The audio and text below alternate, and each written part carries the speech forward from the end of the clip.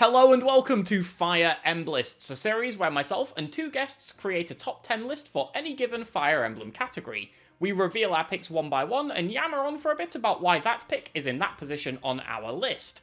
Each pick is also assigned a point value. Our number 10 pick gets 1 point, our number 9 pick gets 2 points, so on and so forth. At the end, we will tot up the scores and reveal the objective top 3 for that category. And today, the category is the top 10 classes in Fire Emblem. It's worth noting that the list is entirely vibes-based. It doesn't have to be based on any sort of objective metrics such as how good the class is in-game. It's how much you like the class personally, so it can factor in things like visuals, the name, the units who get it, whatever you like. I would also like to quickly thank the people over at the channel WrestleTalk, who use a very similar format in their TLC series, and very kindly allowed me to bring it over to the Fire Emblem space when I asked, so huge thanks to them, massively appreciated, and yeah, thank you very much. Today, I am joined by two guests. First up, ActualLizard. Hey y'all. And MythrilZenith. Hello, hello. Thank you very much for joining me today, and we will get into our number 10 picks. I also put text on my picture. But yeah, mine too. I did not. Oh, brilliant. We got a whole mini game then. Yeah, we have also, like, guessed the class. This is fantastic. Exactly. Oh, I wish I'd done that. That's such a good idea. Okay, let's reveal our number 10 picks in 3, 2, 1. Jono from the future here. I did forget to read these out loud at the time of recording, so for audio-only listeners, my number 10 is Manakete, ActualLizard's is Trickster, and MythrilZenith's, well, let's try and figure that one out now. Some fantastic artwork going on here. Zenith, I'm guessing yours is Cavalier? So, this was supposed to be Paladin, but... Okay. I see it. Yeah, I was wondering if Paladin or Great Knight, because he's got the helmet.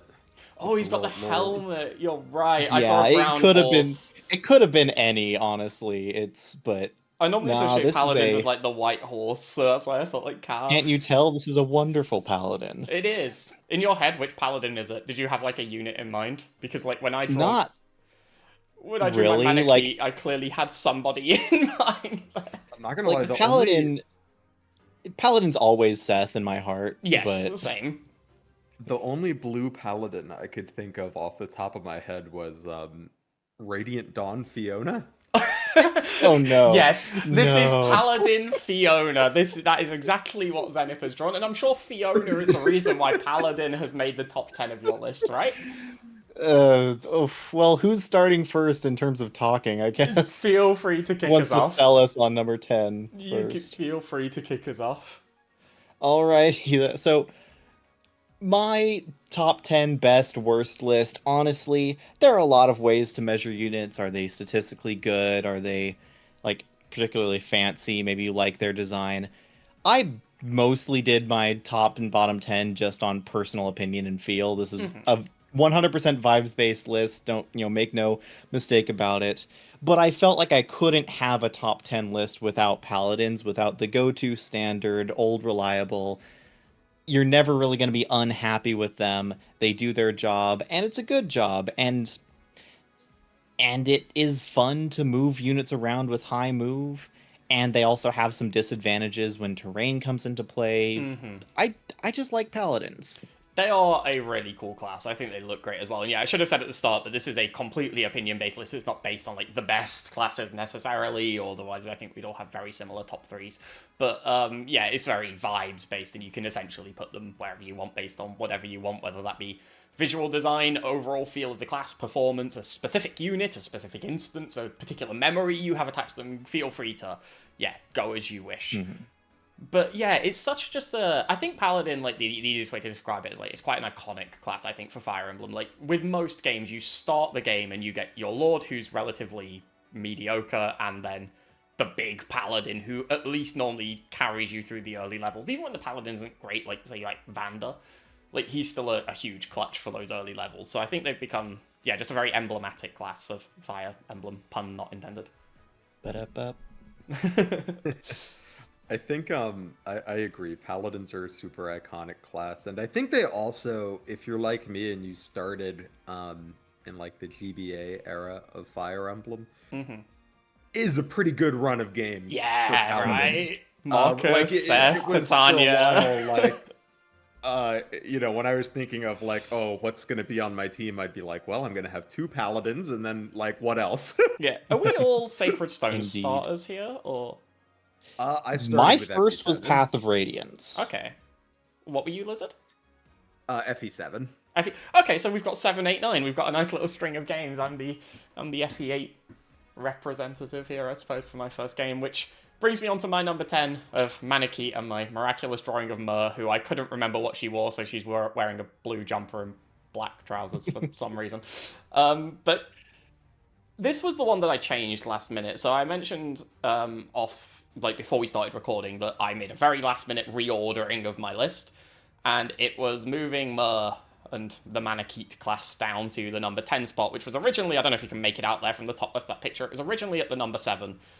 I think these are a very iconic Fire Emblem class. They've been in the game since the first, since FE1, and there are so many even if they're not necessarily in-game characters, like the character who turns into a dragon has become quite a consistent thing within Fire Emblem. And I just think it's so... I don't want to say crucial to the series, but it's so central to it. It's been such a running theme throughout the games. It's not been in every instance, obviously, but I felt like it had to be on here.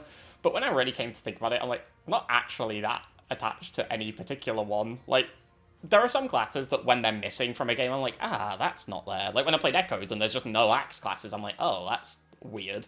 But when there's no Manakete, I kind of don't give it a second thought, and I don't know if that's because like there's more of a precedent for it, or because I just don't really lock that hard onto the class, but it's so central to FE. Like, I don't think FE would be the same if there was never a Manakete class. Agreed on that front. I will save some of my comments in case Manakete may or may not appear later, but I would agree. They are a specialist class and kind of always have been a specialist class, but as far as specialists go, they do a unique job and do it in a unique way, and Manaketes have always been kind of fun for that. And I think Myr in particular is one of the most interesting Manaketes because of her massive defense growth. Yeah, that and like the limited uses. Like you get like 50 uses of this person, then they're useless. And that's just so... I don't know, it's just different. It's something fun. Yeah, Manakete did not make my list, but almost did. I thought about putting Manakete at 10. I think one of my favorite Manaketes is actually in FE3. And I think if they did all of them like Tiki and FE3, then they would have made my list. Because I like in that game where you like use the stone and then you just turn into a dragon for like a few turns instead of it being like a weapon. So They're Which more I like a thought made them Laguz in play that like sense, a little right? more Like, uniquely. Yeah. Yeah, it's like a Laguz without a meter, where Yeah. it's just like an item you use. But I agree. Definitely like important part of the series history. I really love Tiki. I remember when she came back in Awakening. I was jazzed about that. I know we spoke breaks about my it before heart. we... sorry. I know we spoke about it like before we started recording, but when I was doing like my best classes list, because we've done a best and a worst, I found I had a huge long list of classes that I had to then narrow down for this one, whereas the worst classes, I had a very small list of classes that I then had to add to. So there are a bunch of things that in my head are in that like number 11 or 12 spot like Manakete is for you. Honorable mentions all across the board. I was going to say it breaks my heart that they did such interesting stuff with them in Fire Emblem 3, and then when they returned in 8 and beyond, it's just been like, oh, you have a weapon, like anyone else. It's like, oh, it's all you could think of? Yeah, I think it's like quite interesting that in like the past couple of games, your dragon hasn't transformed into a dragon in combat. Like, it's more been like cutscenes. And sometimes it's not even your dragon. Like, sometimes it's just Rhea. Like... Yeah. It's an interesting way to take such a central class to the series, but I'm not entirely against it, and I wonder if the class will make an appearance in the new game.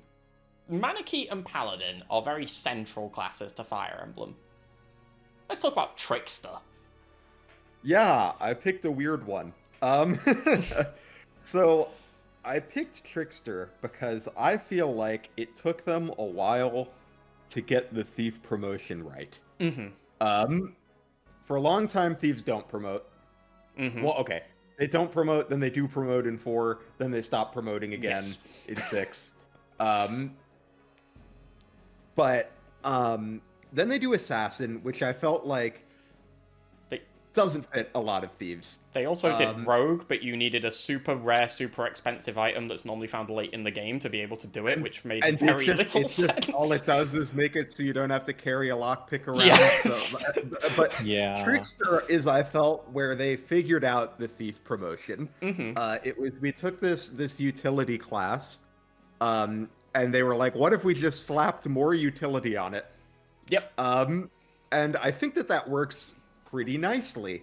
It lets you, I feel like a problem I have with thieves a lot is they're often like, in some games you're like fighting for deployment slots, and I'm like, oh, I really wish I didn't have to deploy this thief and I could deploy a unit that could actually do something. It's like, okay, well now your thief can like do something, kind of. I also like, this isn't something inherent to the class, I guess, but I like that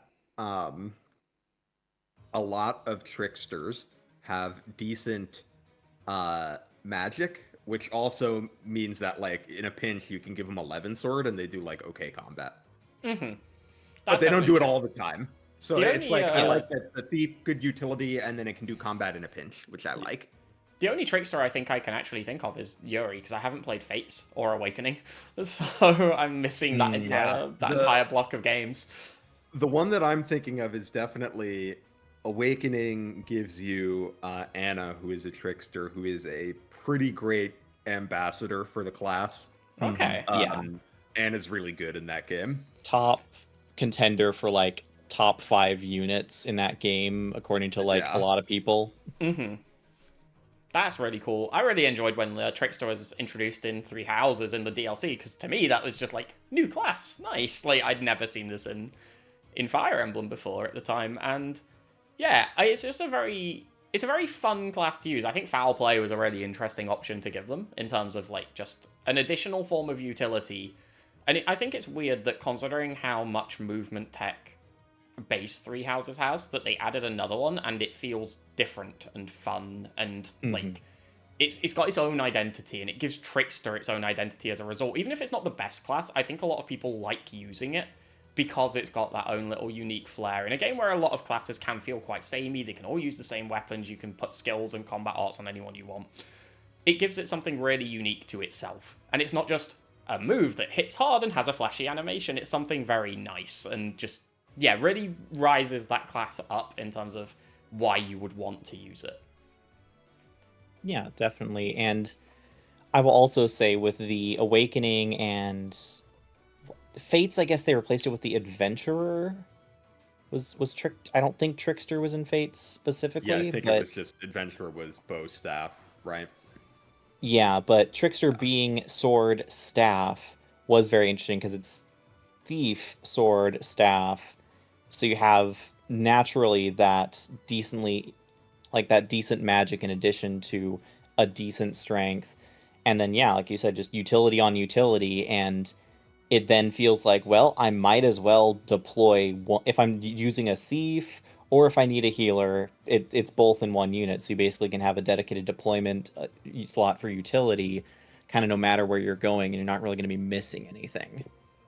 Yeah, I think it's also nice in Awakening. I feel like thieves, even after you promote that, like if you promote Matthew in FE7 or whatever, I feel like he often stays underleveled because his stats still aren't that good, and you probably still aren't deploying him every map, like probably just if you need to open a chest. Whereas with the Trickster, even if you're not deploying your Trickster all the time, which you totally could because they're a staffer, but even if you don't, staffing gives them a way to earn experience without like fighting. So they don't end up underleveled like, say, like a Matthew or a Legault might. Yeah, that's definitely true, because even if you want to, like, not only is the promotion item ready late in the games, in like FE7 and 8 at the very least, but also getting them experience is an absolute chore, especially considering, like, you normally don't want them in the combat, you want them going out of the way to do their own little side quests and unlock chests, and FE9 is an absolute criminal for this. I know your thieves don't promote normally in that game, but like they just shove like 5 chests in a room and your thief's just there running around for ages unlocking things.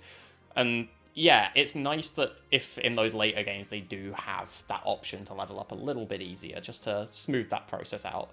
Thief was a class that was really close to making my list. I considered it a lot because I do enjoy like the extra like sort of utility they add to the game, but also like little side objectives that they add to maps. I think that like I think when people talk about games having bad map design, a lot of the time it is due to like a lack of side objectives or a lack of meaningful side objectives, and the presence of thieves often really amplifies that. So while Trickster is the entry, I think like Thief is like an honorable little mention here from me. That is one that was very close to my list. Also, just to touch on something that was briefly like brushed upon there, but if we end up having classes that have like they're essentially the same class, let's just take like say General and Fortress Knight, I'll just count them as the same thing in terms of like the overall score. Like if someone's got, you know, Axe Armor and someone's got Armor Knight, like, yeah, those are the same thing.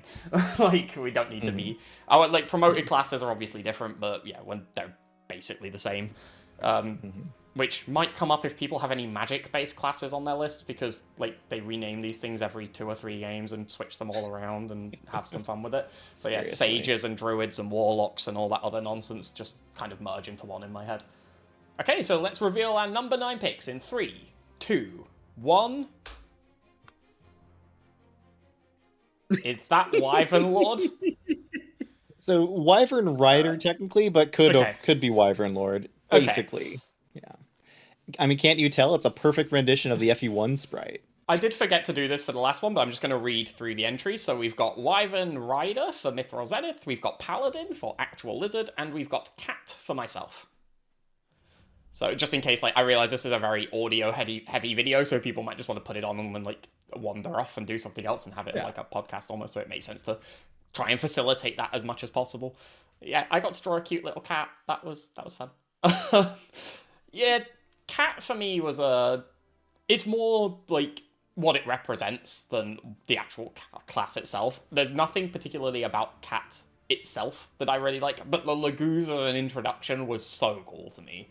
Like coming from FE8 where you have all those like monster classes, and then I think the next game I definitely played with any sort of depth was FE9. And for the start, like you don't really get any of that similar sort of thing where you have like I don't want to say like horror elements, but the more like non-medieval elements. It's more kind of grounded at the start. You've got a little bit of sort of like the fantasy stuff in there, but I think the Laguz are where it first kind of like comes into its own in that respect, and you start to really get the more interesting classes, and this time they're on your team. Like you get Laith, and you obviously get Mordecai as well, but Laith is the one that just sticks in my mind for just being really fun.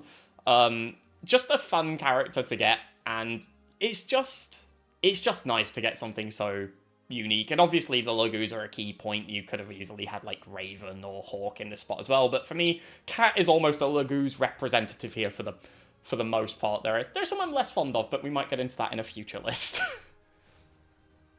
I think Leaf is really memorable as the first Laguz that you get, because she is between her and Mordecai. She's the one that starts transformed, which is huge. Like, even though I think Mordecai's really good, and like even before he transforms, he can smite. But like when I played Path of Radiance for the first time, I remember getting Leith, and like she just kills everything. It's awesome. I think like with Leith as well, the fact that she's like quite hostile to Ike and the party at the start of the game, like shows. I think she's a better representation of the differences between like the Beorc and the Laguz.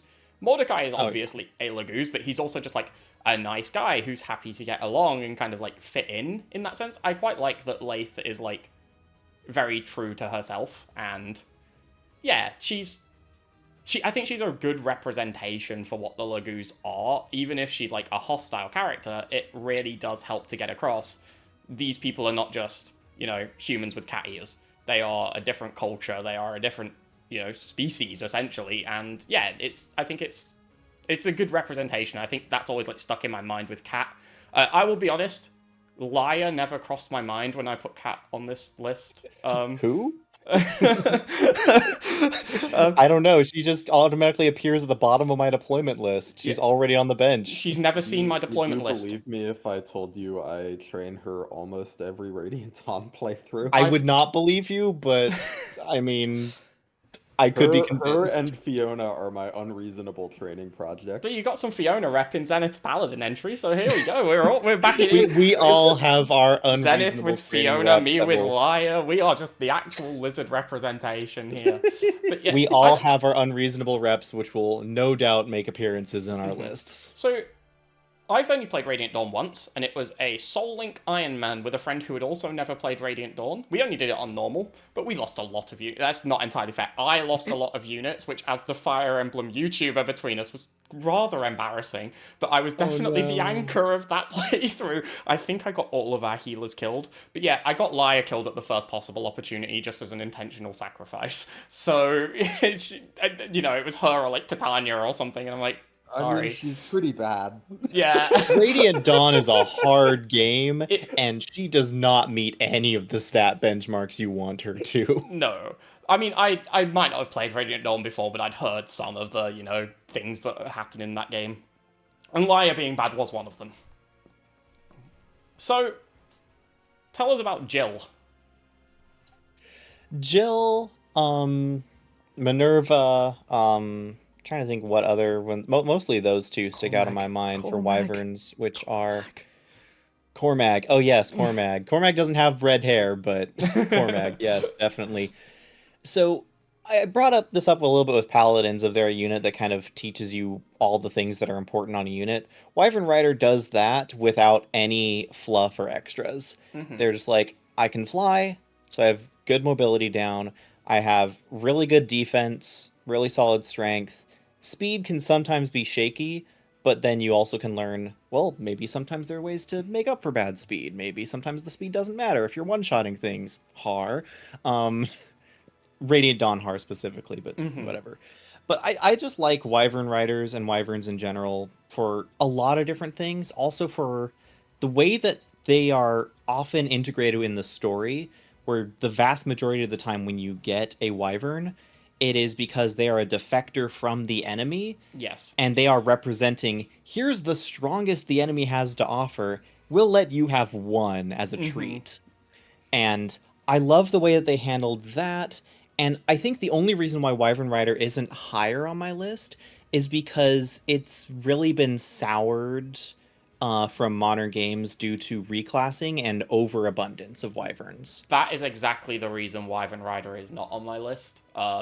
I have a similar class higher up, and I don't think I'm spoiling anything by saying that, because I think it might be on everyone's. I'm not sure. I'd imagine so. Fair I might enough. be wrong. But yeah, like, I had the same exact train of thought when you say that, like, it has been soured in the recent games, because it was cool when you got a Wyvern Rider, and you were like, holy shit, this is a Wyvern Rider, this is so cool. When you're looking at every unit and going, what class should I put you in? Oh, Wyvern again. It lost a lot of aura, I think is the right word. Like, it was cool when you had one of them. When you've got 9 of them, it's just like, oh, this is the new, like, this is like fighter now. Like, this is like when they give you 3 fighters in FE1, and fighters just have no specialness to them as a result. It's what Wyverns are now, really. When we talk about, like, notable Wyvern Riders, it's like Cormag, Minerva, Jill, Har, Dean. These are really notable units that we talk about them. But we talk about any Wyvern Riders past, Awakening and beyond, it's always like, oh, this unit should go into Wyvern Rider. Like, okay, Dimitri, he's probably good in Wyvern. Claude is probably good in Wyvern. Instead of being like, oh, Sedith is such a really cool unit, Claude is such a really cool unit, it's like, oh, they're just another Wyvern.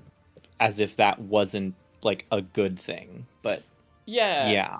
It makes them feel less special. And look, obviously you could say this about any class that's been in those games, but I don't think it's any secret to say that, most even slightly seasoned Fire Emblem players already went into those games knowing that Wyverns were busted. And even if you didn't, it's a person riding a Wyvern.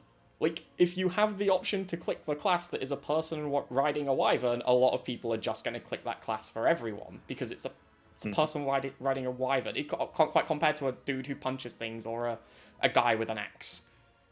It's just Yeah, cool at the end of the day. I think one of the reasons why I think Wyvern suffers a little bit more from, like, there being more of them in the game is, like, yeah, that's true for every class, but, like, other classes don't have that, like, mystique where it's like it used to be kind of a big deal when you get your Wyvern.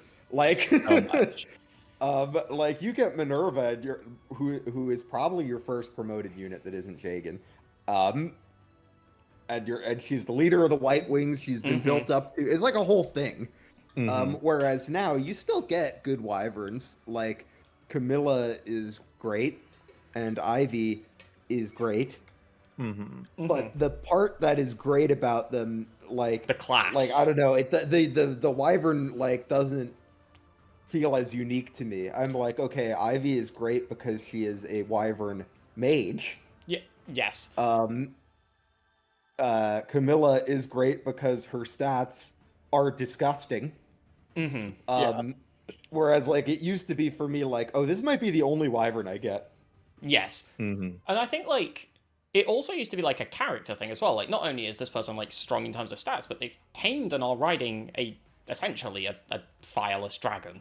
Like, that adds a lot to a character in terms of what they represent. It doesn't quite hold the same weight when, like, my timid little girl who can't leave her bedroom, or, like, my guy who spends all his day in the library reading books is also doing the same thing because they've had a few classes. Like, it doesn't quite... It loses the specialness of the class. But it is worth noting, it is still on the list because it is still a very cool class in those first, like, 9-10 entries into the season. Definitely. Series. And it's like, okay, when Melody comes out after you have the, Zephyl striking down Guinevere and Melody is flying out and this whole crazy scene, it's like, oftentimes Wyvern riders dedicated Wyvern riders are also some of the most developed characters in the story as well, outside of, like, the main lord, maybe your Jagan, and maybe one or two other, like, particular units.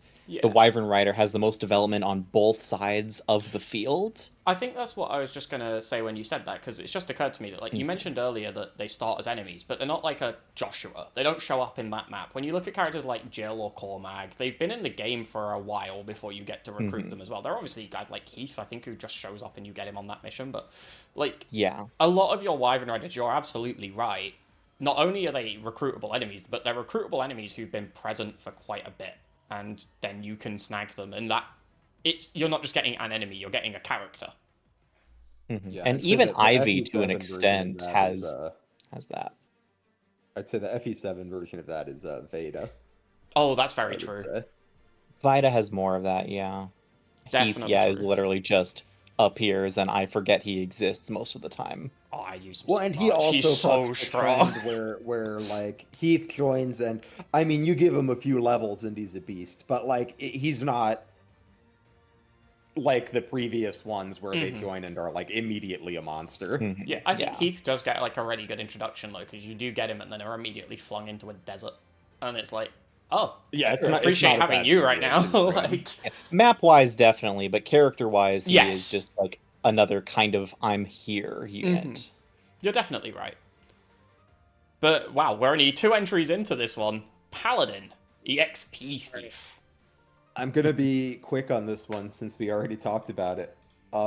Paladins were really good for a long time when I started playing Fire Emblem.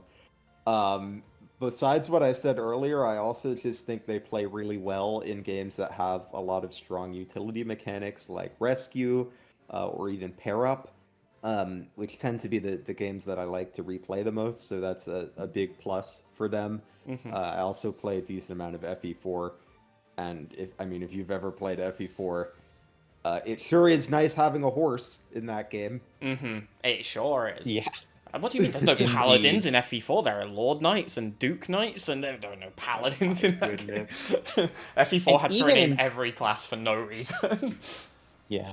Even in Fire Emblem Fates, where you didn't have traditional rescue or whatever, Paladin still gets Shelter and Defender, Mm-hmm. and that level of utility also drastically changes how you play the game. Like, I don't know if I would have ever beaten legitimately Conquest Endgame without Shelter. Yeah, I think with Paladin as well, like they're your first promoted class in like 90% of games in the series, and you normally start with an early Cavalier as well. And if you ever wanted to say, look, promoting your units is really cool, a lot of these games, Paladins are a great advertisement for that. Like, oh, when you promote a unit, you get someone like Seth or Marcus or Jagan. Like, okay, yeah, you've sold me on that concept. Like, it's very much a show and not tell. You don't need to tell me why promoting units is good. I can see it. He's in my team killing the entire enemy army. Oh, I will say, and a small correction for earlier, I guess. Sometimes the unit that joins you at the beginning is actually a Great Knight. I think we talked about Vander earlier. I think Vander's a Great Knight. I think he's a... Vander is an Axe Paladin. Oh, yeah. never mind. But thank you for correcting my correction. no worries. Gunter Fred is a great knight. Frederick Yeah. is a great knight. They're in the games I haven't played. They don't count. Yeah. Vander looks like he should be a great knight. In all aspects, he's a great knight, yet for some reason he's an Axe Paladin. Yeah. I think Titania is almost similar in that sort of vibe as well. Like, I started with FE8. I associate axes with great knights. So I think every Axe Paladin in my head should probably be a great knight, but yeah. If Titania wasn't so difficult to draw, she would have been my representation, because Fire Emblem 9 first game, Titania best, one of the best Titania units, is even a though Seth is always my go-to yeah. paladin. Seth is Do you my, think it's like... funny that paladins have just slowly lost weapon types since I started playing? It is so sad. Now they're down to, in Engage, they only have one. Yeah. They're not going to have any in the next game. But in They're Three gonna Houses, be like an Advanced Wars APC. In Three Houses, they can use all of them. They can even get off their horse and punch things if you want them to. Like... That is a real question. How much move would a unit have whose only ability is like rescue drop to make them viable?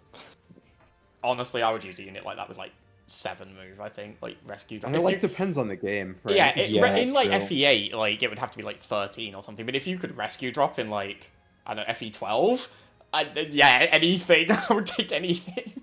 Like, yeah, that would be fantastic. Well, I'm just thinking like in FE7, I don't usually train Florina because I find it kind of annoying to train Florina, but I deploy her a lot.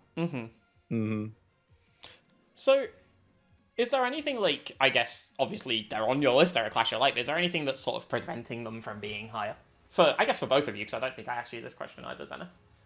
I think that recently Paladin has lost a little bit of luster. So it's a little bit of recency bias. I think they're like okay in Engage, and they're okay in Three Houses, but you know, it's been a while since the days of the Super Paladin. Yeah. I mean, they're real We good don't even in always Three get a Houses, like, but it's just there's no reason not to make everyone a Wyvern Lord. yeah. And it's like you don't even always get like a Paladin at the beginning of the game anymore. Like you didn't in Awakening. You didn't get anything in is Three Gunther Houses. a Great Knight? I don't actually know. Yeah. I know we just said this. Is Gunther a Paladin or a Great Knight? Gunter is a great knight. Okay, and he's not even there for that long. So I mean, I guess you could do the thing where you like Heart Seal Jacob, but it does not. It feels like they have reduced the importance of the Paladin. I guess when you look at the last 5 games, like you've had Great Knight, nothing in Echoes, nothing in Three Houses, Vander. I never really considered that. I also didn't know about Awakening of Fates, but like, I guess, yeah, that's absolutely true. Like, the last game we got a proper Paladin to start the game off with is FE12. Yeah, and it's not that it's been a bad class in these games. Even in Awakening, Paladin's really good, but it's not like it's not the GOAT anymore. Yeah. Intelligent Systems has been using Paladin recently as the high resistance cavalry since Awakening. That's actually true. Oftentimes you will see a group of enemy units who are like a group of paladins and Great Knights, and then maybe some Bow Knights and or Mage Knights mixed in. And it's like the Great Knights will have like 10 resistance, 50 defense, and the Paladins will have like 35 in both, and that's like kind of what you get. And it's just like, sure, as enemy units, they're interesting stat mix-ups, I guess, but that's kind of all we're getting them for. The reason why it was number 10 on my list, not because I don't use them a lot, I use them every game, but it just kind of feels generic of like, oh, of course Paladin's going to be on your list, you know, give us something, give us a spicier take, I guess, is the reason why it's so far low. I absolutely get that. And I think, like, if there's just, like, one more negative with Paladin, like, I kind of hate when they just arbitrarily make a Paladin a bit mediocre.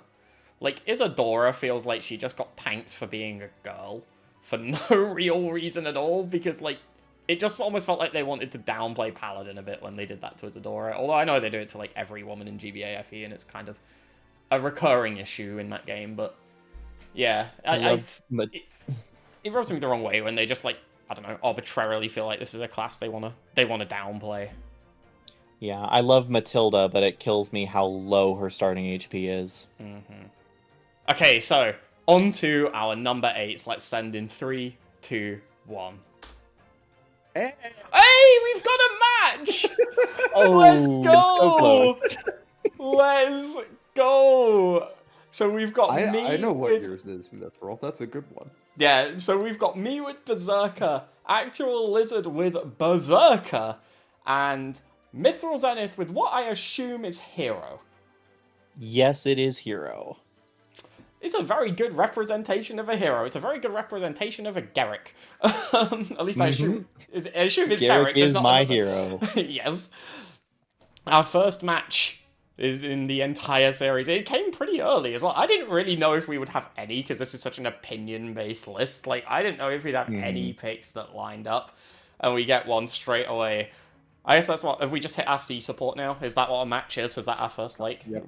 We've C supported? Yeah, we get +5 accuracy if either of us ever goes over the ocean to the other one. Yeah, which was you lightning affinity? I don't know. Berserker's just such a cool class. Lizard, why don't you kick us off with talking about it? Yeah, this is my favorite, like, pure axe promote. I guess warriors, that between warrior and berserker, I like berserker better, and I compared them to each other. And I think, honestly, a huge part of this is just because I was introduced with FE7, and I thought Hawkeye was so cool. Everything you've just said, but replace Hawkeye with Dosler. And that was me. That's exactly the same. I loved his giant axe. I loved his plus crit. I think that's one of the things. I wish they would put that back. I miss the plus crit.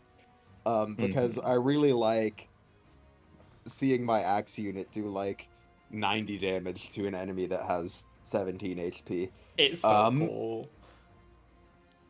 Yeah, this one's really simple. I just think it's a cool. It's a little different, I think, than a lot of the other classes. Fire Emblem's a game with a lot of knights, and this is like very not that, right? Yes, I think like a lot of your Fire Emblem units are like, this is a tactical game, and then Berserker just rocks up and is like, lol, I'm gonna hit people and crit them with a big axe, and they're gonna die. It's like it's the Unga Bunga class. Like you just walk in and hit things with your axe. I also I do like that they get terrain walking. I feel like it's often not that big of a deal, but it does make them feel a little unique, and I appreciate that. On my first playthrough of Sacred Stones, I did F-frame route, and I was a 9-year-old child at the time, so most of my units were dead. And then to get onto Phantom Ship, where my Seth is fighting for his life, and then this dude with a giant axe just rocks up and starts one-shotting everything, was just... It's a very core Fire Emblem memory for me, and it's... Yeah, he starts with a battle axe as well, which is just cool. Like, yeah, it's just a cool class. There is really not much more to say. They're just giant dudes who hit people with axes, and it's nice to see them like get a revival in Engage as well, coming back with the Berserker class there. Panette, obviously the base for that class. It's nice to see them make a return. Yeah, I want the crit back though. I want the crit back too. We all want the crit back. So, Hero, or Garrick more specifically. It's a very GBAFE focused list so far, I feel. It's not gonna change that much. Nope. I'm looking at my next entries, and it's very, very GBA focused. But yeah, Garrick, specifically Hero in general. Also Ogma, I will say, or reclassed Barst, I think is the meta in Shadow Dragon, but who cares about meta? I love Hero just because it is... Well, first of all, I have... Shields are cool. Sword and Shield is really cool. Good Pokemon games. You can't shake me off of that, and Hero is the only class that continues to and has continued to use a sword with a shield. It's like, Swordmasters are fun and all, Myrmidons are fun, but Hero's great. You get them to where you want them to fight, and then they can just go to town and not really have any problems. Their speed is just fine to do what they need to do. Their strength is great. And I have you could call it a Fire Emblem core memory. I bring it up at every opportunity it is viable in. But Fire Emblem 8, what's the name of the map with Reeve in the darkness? Right before you go to Darkling Woods, chapter 20. Yeah. Final. I don't know. Final something. I know what you're talking about. Final Fantasy. Let's go with that. Yeah. So next to Reeve, you have where all the reinforcements come in. Mm-hmm. You have the left side, and then you have the right side. The right side has Swordmasters coming through with, I believe, silver swords, so it might just be steel swords. So I had Garrick. I'm pretty sure this was on hard mode. My Garrick basically maxed out his speed, and of course Garrick has massive constitution. He was doubling the Swordmasters with a hammer. Oh my god. And it was just I was just like, this dude is so unstoppable. It feels amazing. And also, every time he throws the shield up in the air, jumps to it, and then slams down, this is one of the coolest crit animations in my mind. Of just it has such panache to it. I just love it. Ooh, that's a good word, and I agree. Panache. That's Last Hope, by the way. I looked up the map name. Oh, Last Hope. Hope, yeah. Yeah. Final Belief. But yeah, Hero's a really cool class. I think it's I feel like we've said this a lot so far, but it's not been as effective in some of the recent games, especially when you have the option to stick anyone in everything. Hero just unfortunately falls down the pecking order. But it's still Hero also... Oh, sorry. In 3 Houses, Hero was also male locked, if I remember right. Yeah, which was you're just right. really Insane frustrating. choice. The male locked classes in 3 Houses in general just make no sense. Yeah. It's just a bunch of really odd selections, but that's a topic for a different video, I think. Maybe the next one. But yeah, it's always just maintained a level of just being cool. I don't know if that's just because it is introduced with characters like Garrick and Raven for me. They're just cool guys. But yeah, it's a fun class for no particular reason. It's just got a good feel about it. And I think that's got I noticed, by the way, a lot of classes that I really like tend to have been really good in GBAFE in terms of their presentation. They looked cool, they had cool animations, they had good units that represented them, and yeah, I think that's a running theme in classes I enjoy using. But Hero is definitely a very viable option here. I think good units representing the class is huge for Hero. Mm-hmm. There's so many good heroes in Fire Emblem. The ones you get in FE1 are good. I mean, except for the filler level 1 mercenaries. But the filler ones are reasonable filler. Yeah. And they're good in FE3. They're good in FE2 if you count Alm, I guess. Alm is good. I guess FE4 you probably don't even get one unless you I don't think you do. train up. So there's 2 that you can get. Radney promotes to Hero if you get her as a replacement unit. Oh, and the replacements. I think I've never trained him, so I'm not 100% sure. Oh, wait. But I think that one guy that you get for fighting in the arena tournament. in chapter 2. I want to say Beowulf, but I think that's someone else. Holland. Beowulf's yes. the Cav. Holland does, and then Ira's son / his replacement does, but Hero still only uses swords and is just worse swordmaster in FE4. So you might just see so it fight in the you arena. probably don't get one in FE4. You could, but you probably don't. Yeah. Then they're good in 5, they're good in 6, they're good in 7, they're good in 8. They technically don't exist in 9. Rest in peace, Grail. In my head, Ike's a hero. Like, Oh yeah, we can all agree on that, right? he has hero vibe. Like, he's more hero coded than swordmaster coded, I think. Like, he just gives off those vibes, you know? Okay, let's reveal our number 7 picks in 3, 2, 1.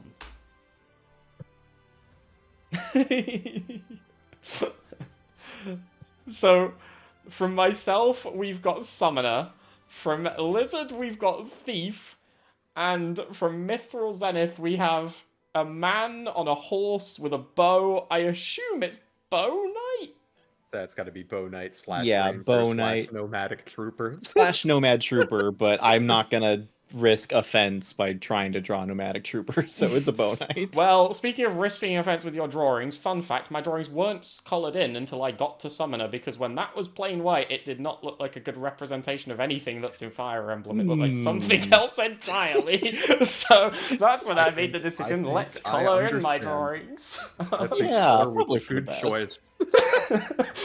I don't remember those being in FE. Jesus, it must have gone through some dark times at some point. But yeah, let's.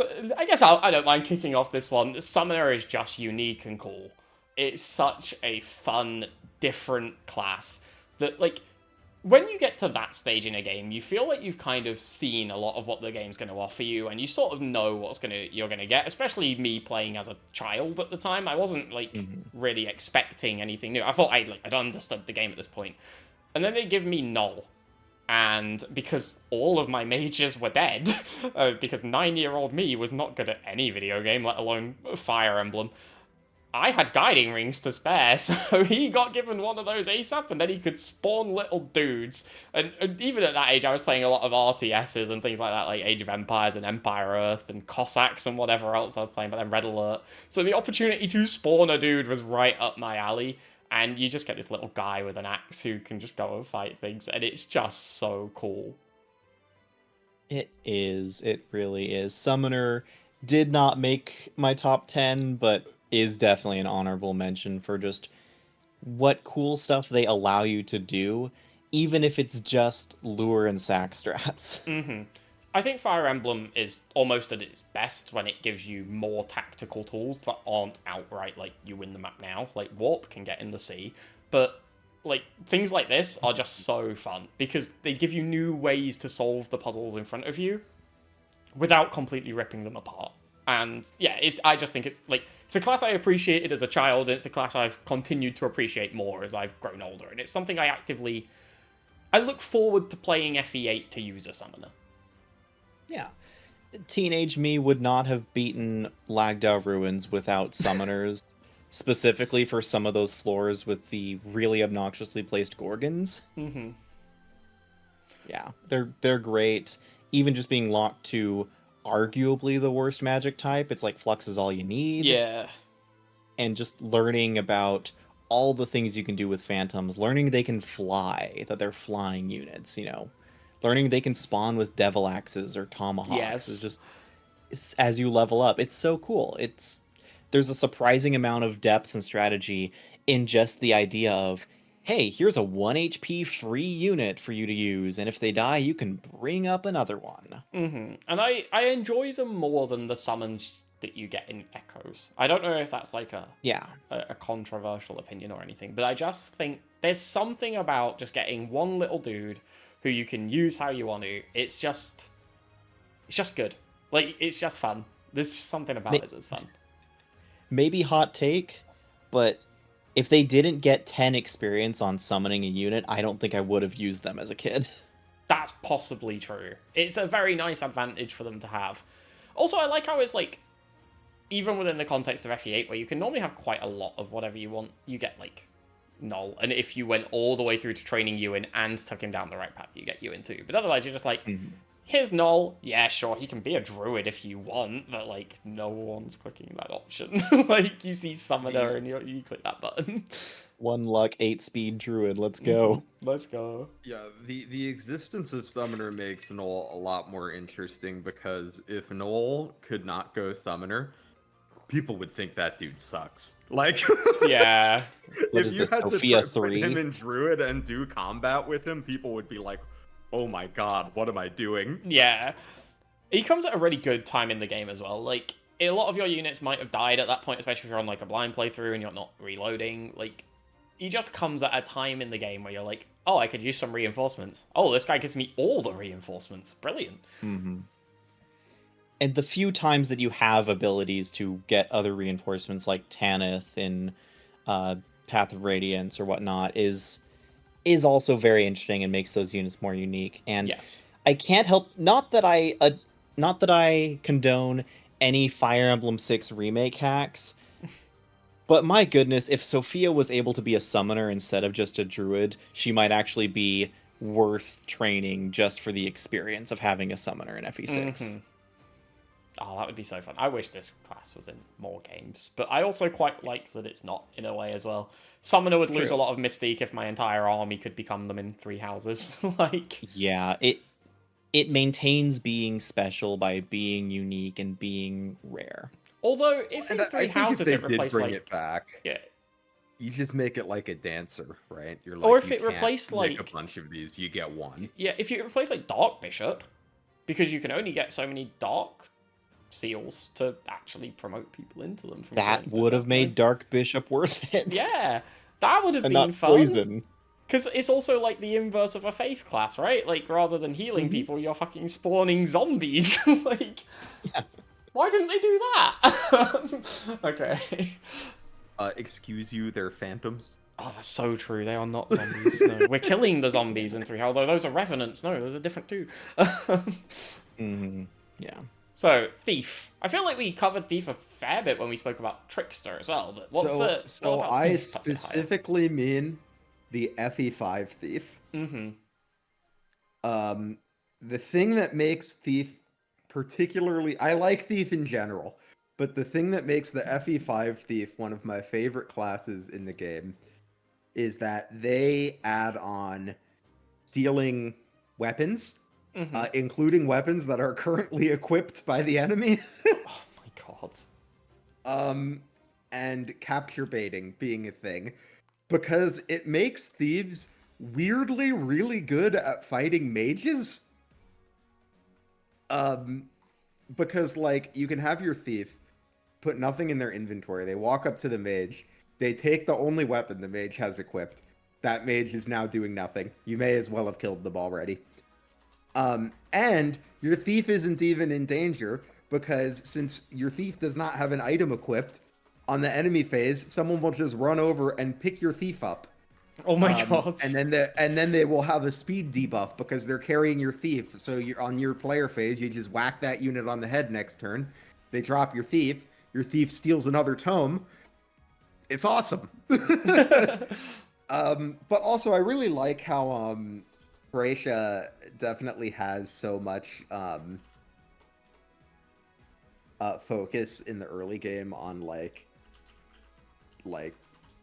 scrounging for what resources and money you can get, and thieves are a big part of that. So I really like how they make the game feel in the early game, and like I can't think of a game where thieves feel more important to me than in FE5. Actually, they're pretty important in 4 too for like money stuff, but they're really good in 5. I like them a lot. Yeah. Oh, yeah. Fire Emblem 5 is nothing if not the utility matters Fire Emblem. And thieves, staffers, like you look at a list of like A and S tier units, and it's units with thief utility and staff utility. You know, that's Fire Emblem Thracia, and I can't help but agree with you. There's nothing better than using even shoot, what's his name in the new translation? The first thief you get. Lithis, yeah, even Lithis, where it's like, yeah, he's not gonna have the build to steal really good weapons unless you get really lucky, but even just using him, yeah, to just take books from mages and be like, "Sup, nerd? You don't have a weapon now." Feels awesome. But that's the other thing is it's like a unit that gets me weirdly excited about build level ups. Yes. Like with other units, I'm like, okay, I guess I'm a little faster. With like thieves, I'm like, ooh, I could steal iron swords now. Thracia does weird stuff to your brain, but it is great. I think even outside of Thracia, Thieves are just a fun unit. Like we mentioned earlier, the whole side objectives thing, like it just makes maps better, and Thieves are such a core part of that. Like it's just fun to have other stuff to do other than kill the boss and beat the map. And you never know what's in a chest until you open it. And back when only Thieves could open chests, it gave them a huge purpose. Or back before we could like buy all the keys we needed anyway. But yeah. I wish Thieves still had like more to do in their games. Like it feels like a lot of their utility has been dispersed, and now like everyone can do what they do. And I mean, now it's just like a combat class. yeah. And I mean, Thief combat used to be, like, fun as well, because they weren't a combat class, right? So sticking a Thief in a bush and having them dodge tank and take everything out slowly over 60 turns, that was a good time. Like, it almost felt like you were doing something the game didn't want you to do. Like, no, this is your utility class. You're like, nope, combat. And then now it's not as enjoyable to do that. But Thieves are so fun. They had so much to get. Even things like seeing further in Fog of War was so huge for characters like Matthew and Colm back in the day. Like, it was just a really nice buff for them to get. Did you know that in FE1, I believe Julian has a top 3 strength growth in the game? Wait, really? Yes. Yeah, it's something ridiculous. Oh my god. So the reason is because he has 0 for his weapon level growth. yeah. So like even if you train him, he can never like he'll still be weaker than other units because he can never like use a good sword. Mm-hmm. And not only that, but he also has base 2 weapon level. So even if you use the weapon manual on him, he will never be able to use Levin swords or silver swords. Oh, wow. But his strength growth is 70. Oh, Jesus. Which, let me see, is there anyone higher than 70? Was it 70? It's either 50 or 70, but it was very high. I think Est ties his strength Yeah, Est growth. has 72. I think that's it, though. I think they're the 2 Oh, highest. wow. Yeah. Damn. Julian carrying the Thief class. Damn. That's some massive strength growth. In a game with hard caps of 20, a unit that doesn't promote, but still can potentially cap their strength if you decide to use them enough with an iron sword. Good That's stuff. very fun. So what about Bow Knight or the various other classes it could represent? So not only am I a sucker for movement range, I'm a sucker for attack range as well. Gaiden Bow Knights are my beloved, and my favorite thing to do, my favorite build out of any unit in 3 houses is Bow Knight Ash with Deadeye. Maximizing accuracy and just shooting from 9 range. I don't fun. know. It is fun. It is fun. And it's like, Bow Knight feels so much better than using a Ballistician, because Ballistician is like, okay, I'm moving my 3 squares or whatever, and then I'm shooting. And then in later games, like Fates, they can't even kill. It's like just chip damage, if I remember right. Maybe they can kill in some ones, but it's like the area of effect. But Bow Knights in Gaiden are the most terrifying things you will ever fight, and you can have Bow Knight reinforcements spawn against you as early as the start of Chapter 3, which is you've only used on Alm's side, which is you've only used Alm in Chapter 1, and then it's Celica in Chapter 2, and suddenly Alm's back in Chapter 3, and you might be facing a Bow Knight right there who's a Tier 3 unit against your units that are maybe just hitting Tier 2. For a second there, I forgot how chapters worked in Echo, so when you were saying Chapter 3, I was picturing the equivalent to, like, the Bandits of Borgo, or, like, the like Roadside Assault or something. Not quite, but it is like the equivalent of, like, okay, in chapter, like, you go to, like, the Western Isles or something. Yeah. And you're at the Western Isles, and suddenly, let's say a Tier 3 unit exists, and that is not always there, but it can randomly spawn as a reinforcement, which means you can also sometimes fight more of them. And it just... There is on the oldest LP on my channel currently, at least the oldest Fire Emblem one, I did a playthrough of Gaiden in like the year that SOV was announced, Okay. and I was running away from a bow knight who was killing everyone at one point in time until finally he just, I think the map timed out because he kept strafing from outside of my range. I couldn't actually get to him. Oh my And I think God. the map actually ran out of turns and then forced me to retreat. Bow knights are terrifying, but yeah, Ash with max Deadeye is my favorite Three Houses build. Um, I love using bow knights with just maximum range, and even when they don't have max range, like Fire Emblem 6, I will train Sue and Shin just almost out of habit, even if I've basically never gone to Ilia because I always end up being shifted onto Sakai because my nomads always outlevel my Pegasi. It's just a fun class to use, right? Like even in the more modern iterations, there's something just I don't know. I don't know if it's because like it wasn't in the games I started playing. Like there were bow paladins in Telius, but like it still feels new to me, and I don't really know why. It's obviously been in the series a very long time, but yeah, it's just a cool class, and I think it really benefits from some of the more modern things it gets. You know, access to Kanto and Yeah. things like that are very fun for it. Yeah, it's just fun. It unfortunately didn't make my list, but it was one I considered because it's just a fun class, especially when archers were lumbered with nonsense like sniper and ranger, which is not a bow knight, for so long. It's nice for them to actually get like a fun upgrade. Yeah, I like definitely. this class. Bow Knight used to be higher on my list, but I did take it down in some last minute reorderings just for other things that I guess we'll see. Mm-hmm. I think part of why I like Bow Knights is just I think they do a good job of hitting like a certain like fantasy. Like I think like horse riding bow is cool. Yes. Like Yeah. very very like Lord of the Rings Legolasy to me. Mm-hmm. So it's exciting when you get to, and I feel like this was one where they did a good, maybe not in FE1 you actually get a bunch of these, and I feel like they're not that exciting Yeah. in FE1. But in a lot of games you don't get that many of these, and I Mhm. feel like there not being that many of them makes them feel exciting. Yeah. Yeah. I forgot they're even in FE1. They come with like all the horse units when you get like Harden and then like a squad all at once. Yeah. Which I guess I should say Sedgar. you don't get a lot of them in FE1. Yeah. You get 2 of them. You get in like FE1. is it and Wolf and Sedgar. Sedgar? Yeah. Yeah. I could talk about how funny those 2 units are across the series for a long time. They're so But strange. Bow Knight is so cool, and I think IS realizes that too, because there's a reason why Lynn has proceeded to become a Bow Knight in every edition of her after Yes. Fire Emblem 7. Mm-hmm. It's definitely just an enjoyable class, and like you say, it's one of those that's still got a little bit of uniqueness to it too. So that's enjoyable.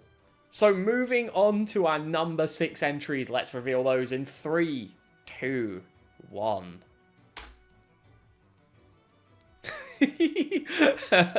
So we've got Swordmaster from myself, Dancer from ActualLizard, and what I can only assume is Manakete from MythrilZenith.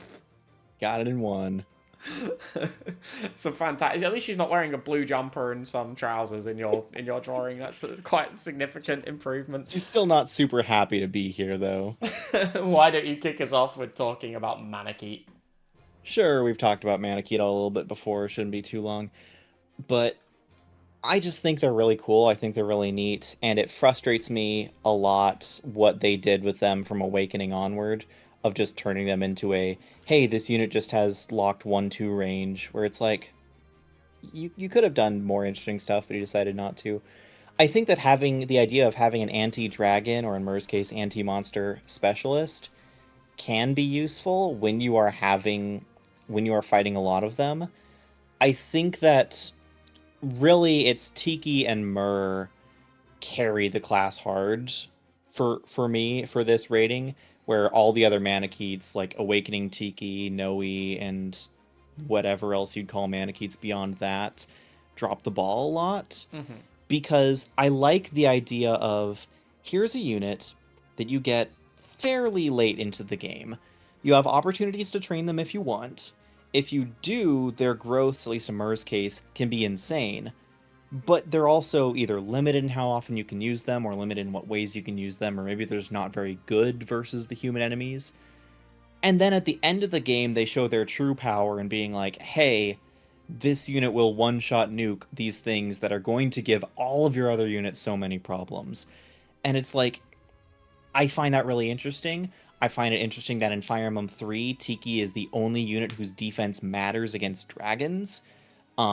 Because otherwise they just bypass defense and hit raw hit points like they do in like Echoes. Mm-hmm. Mur, I mentioned in your thing, per 150% defense growth is absurd. And while it kills me that you don't get the ability to use her more in Creature Campaign unless you use the enemy AI control glitch, Yeah. it's still fun. It's still a really fun unit, and I like having the unit that has such severe strengths and weaknesses here that are actually important and meaningful to you, which is why I don't really like how they were used in Awakening, because it's just kind of like, this unit kind of feels mediocre at everything, which then just like, ugh. That's unfortunate, Just- yeah. Yeah. I mean, I said most of what I have to say on Manakete when I did my entry, but it's just a really fun class, and it's so central to the series. Like, it is almost the Fire Emblem class, I think. Like, obviously, you've got other iconic classes. You look at your Wyverns and your Paladins, but this is almost the Fire Emblem class. Like, it's person who can transform to dragon is not unique to Fire Emblem, but it feels like its big thing in a way. Yeah. It wouldn't really feel like Fire Emblem. Like, it can still feel like Fire Emblem without Manikeets, but I think Manikeets wouldn't feel like Manikeets if they weren't in Fire Emblem. Yes, I think that's a good way to put it. So, Yeah, I think they're a big deal. And I even think that, like, I haven't played, like, all of the Kagasaga games to say if this is true in all of them, but I wonder, like, it feels like even Kaga felt that way because they do the dragons differently in tiering. I've only played Vestaria of the sagas. I really need to get onto the other ones. And there's a lot of other stuff that is pretty much just like Fire Emblem with the serial number filed off. But they do the dragons differently, so I feel like even he was like, I got to do a different thing because the Manikeets are so Fire Emblem. Yeah, they are like, they're such a Fire Emblem class. So another class that I think is relatively unique to the series, the Dancer. Take us through that one. Yeah, definitely one of the more unique classes in the series. One of the only classes that in a lot of games just has like no weapon proficiencies, can't fight, can't use a staff. Sometimes even just has one command, and that command is dance. Yep. But it's a good one. As it turns out, being able to let a unit move twice is a pretty big deal. It really is. And one of the things I like about Dancers, design-wise, is that I think they are so useful in so many different types of play. Like, oh yeah. Like, I do a lot of different Fire Emblem runs. Like, I'll do fast runs, slow runs, challenge runs, whatever. And Dancer's really good in all of them. Like, if you're doing warp skips or big dumb rescue chains in Awakening, you're really happy to have your Dancer. But if you're playing a little slower, you're happy to have, like, oh, I could kill 2 units on player phase. Or, like, oh, I could get to this village a turn earlier. Or even just, like, manipulate items and positioning via your Dancer. I think it's one of the ways that one of the better additions that FE3 made from FE1. Although I still miss freelancers. I wish we could get freelancers again sometime. That would be fun. I just think Dancers open up so many strategies, and as the games have become more complex in terms of like more skills, more items, etc. I think dancers have become like even better. Like in Engage, the way you can use regular dances to like combine with Byleth's dance to get a bajillion actions to kill a boss. So it feels like as more stuff gets added to the games, dancers just get even better to be. Yeah, I also want to give a mention to FE4's dancers for being able to hit 4 people, and I guess the herons as well, if they, like, if we use the same thing kind of, like, mentality. Like, the herons and the bards from FE7 also, I think, are applicable here. And I think it would be remiss of us to talk about dancers without talking about Azura. Probably one of, like, the most central dancers in terms of, like, affecting a plot or a story. From what I understand from a game I haven't played, I am hoping one of you can fill in on what I'm not saying right now, because I am waffling. Azura is interesting by being a dancer that you have for the majority of the game. Because normally dancers are like, okay, like around the halfway point, maybe you'll get your dancer. But Azura, in Conquest, she's gone only for like 2 or 3 chapters, and same in Birthright. But in Revelations, you have Azura and Corrin, and that's basically it for some of the chapters. And so it's having a dancer with you the entire time, having a dancer who is plot relevant for whatever that actually matters for Fates. I don't particularly personally put a lot of stock into Fates' plot, but that's also just me. But yeah, Azura even then has a lot of good utility, a lot of good stuff to do, and really the game would not be the same without Azura. Yeah, well, and even like with Fates having like she gets her special dance, right? There's like shelter shenanigans you can do. Like there's so much stuff you could do in Fates, and she's around. Like I think Revelations Azura has to be like the best dancer in the series, right? The most available dancer in the series, if nothing else. Though that also brings up an interesting question. Do you like your dancers with or without weapons? I think Dancer is one of the few classes that I appreciate more in modern Fire Emblem, particularly like 3 Houses, than I do in previous ones. I think doing things like Battalion Wrath Dancers, like I did this with Petra in the Interesting Builds run on my channel. Battalion Wrath Dancer Petra was such a fucking fun time. It was so... it lets you use them so much more aggressively, because anything that hits them, they're just going to counterattack and kill. So you can just run into prime enemy lines and dance another unit further forward. I think that's a really just fun application. They obviously get spells now, but most of the time, like, you just want to hit dance on your player phase.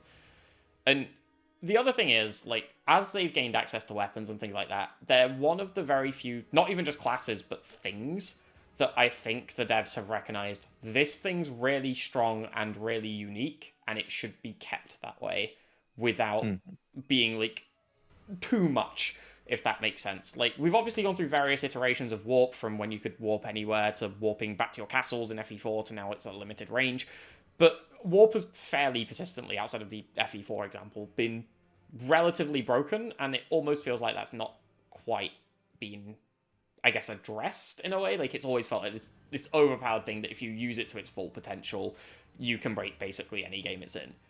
Dancers are incredibly strong units that have never really hit that problem. Like, they're massively clutch, but they've never felt like they broke a game to me. Like, they're a massive addition to your army, but I don't feel like I'm cheesing by using them, or like I'm abusing the game's mechanics or anything. And I think the fact that they keep them unique, they keep them special, is quite a big part of that. You know, you only get your one dance. You can't class 5 units into dancers and 3 houses or anything like that. But you do get your dancer quite early in that game as well, getting your dancer at chapter 7, I think it is. So you get it for a good portion of the game, which is nice. I think dancers are like amplifiers, right? So like if you're doing really stupid broken stuff, your dancer is going to help you do even more stupid broken stuff.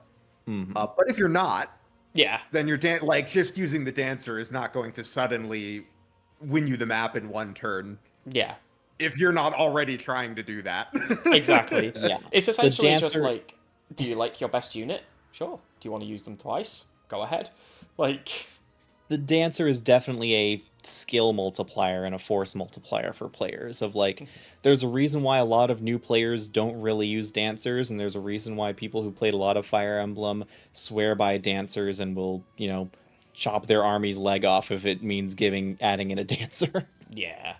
I think I said it in my summoner entry, but like I think Fire Emblem is at its best when you have more tools that allow you to use like tactics and strategy and things like that. And the dancer is emblematic of that in the series. It's the biggest representative of that mentality. We do know from FE9 that most Fire Emblem players will trade. What do you get? A renewal scroll if you don't take the dancer in FE9? So we like dancers at least more than a renewal scroll. I mean, that's pretty high praise. And then in FE10, you get 3 of them. They give you all the herons. It's a beautiful time. But yeah, it's just a very unique class that I think, like, it's what I like about Fire Emblem. I like the tactics and the strategy and the coming up with interesting solutions to the problems that the game puts in front of you, and Dancer is a fun way to solve those problems. It doesn't skip them, you don't bypass the issue, it just gives you this extra thing you can do, this extra tool that wasn't in your army before that is now, and it's just fun. Yeah. So, my entry is a much more sort of vanilla class. It's Swordmaster with a beautiful little drawing of Joshua from pretty good Joshua, yeah. Honestly, I was quite happy with that one. I thought it came out quite well. My only complaint, why can Joshua use a rapier? Yeah, I was wondering that was the easiest sword to draw when I drew his hand like that. I also didn't colour in his hand, so I just imagine he's wearing gloves. Swordmaster is not in here for its functionality, despite, like, FE6 Rutger and things like that. Like, it's never a bad class. But it's not in here for that. It's in here for what it's managed to maintain throughout most of the series, apart from Three Houses, and this list does not factor that game in. But yeah, it's the vibe that the Swordmaster has maintained through so many different characters. You go from Navarre to Guy to Rutger to Mia to Joshua. Like, you still get this. They feel like Swordmasters, and I don't really know what that means. But they just do. You look at these units, you could have never told me their class and go, oh yeah, it's a Swordmaster. Like, they just give off that vibe, and I really love that. I love when a class feels like it has an identity beyond what it does in a battle. It just feels a certain way, and I think Swordmaster is just one of the prime examples of that. I mentioned Three Houses earlier. I don't think you can get any further from a Swordmaster than somebody running around in heavy armor with a thunder blade, just killing everything. Like, Catherine is a great unit, but is a terrible representation of what I think a Swordmaster is. Feels far more like a hero than a Swordmaster, I would say. Yeah, like, I completely agree with that, because, like, to me, a Swordmaster is, like, you've got all these people running around in, like, heavy armor using, like, or not even if it's not heavy armor, like, things that make sense, then you've got a Swordmaster wearing a robe, like, almost prime animeing this medieval battlefield. Like, it's... That's what a Swordmaster should be for me. And I think Three Houses, as much as I, like, knocked on it earlier, it hits them up with, like, Petra and Felix and, like, units like that who might also go down that route. But your introduction to that class is Catherine. And I think, again, very good unit, fantastic unit, especially when you get her as a Swordmaster at the stage of the game you do. Some people would call her your Jagan or something of that nature. But not what I want from a Swordmaster. Yeah, when I think of Swordmasters, I think to... Even though I used Guy the first time I played FE7, but the unit I think about when I think about Swordmasters is my first playthrough of FE7 when Corel shows up and just starts murdering dudes. Yeah. And I was like, that guy's awesome. And then I found out we have better Corel at home. Yeah. But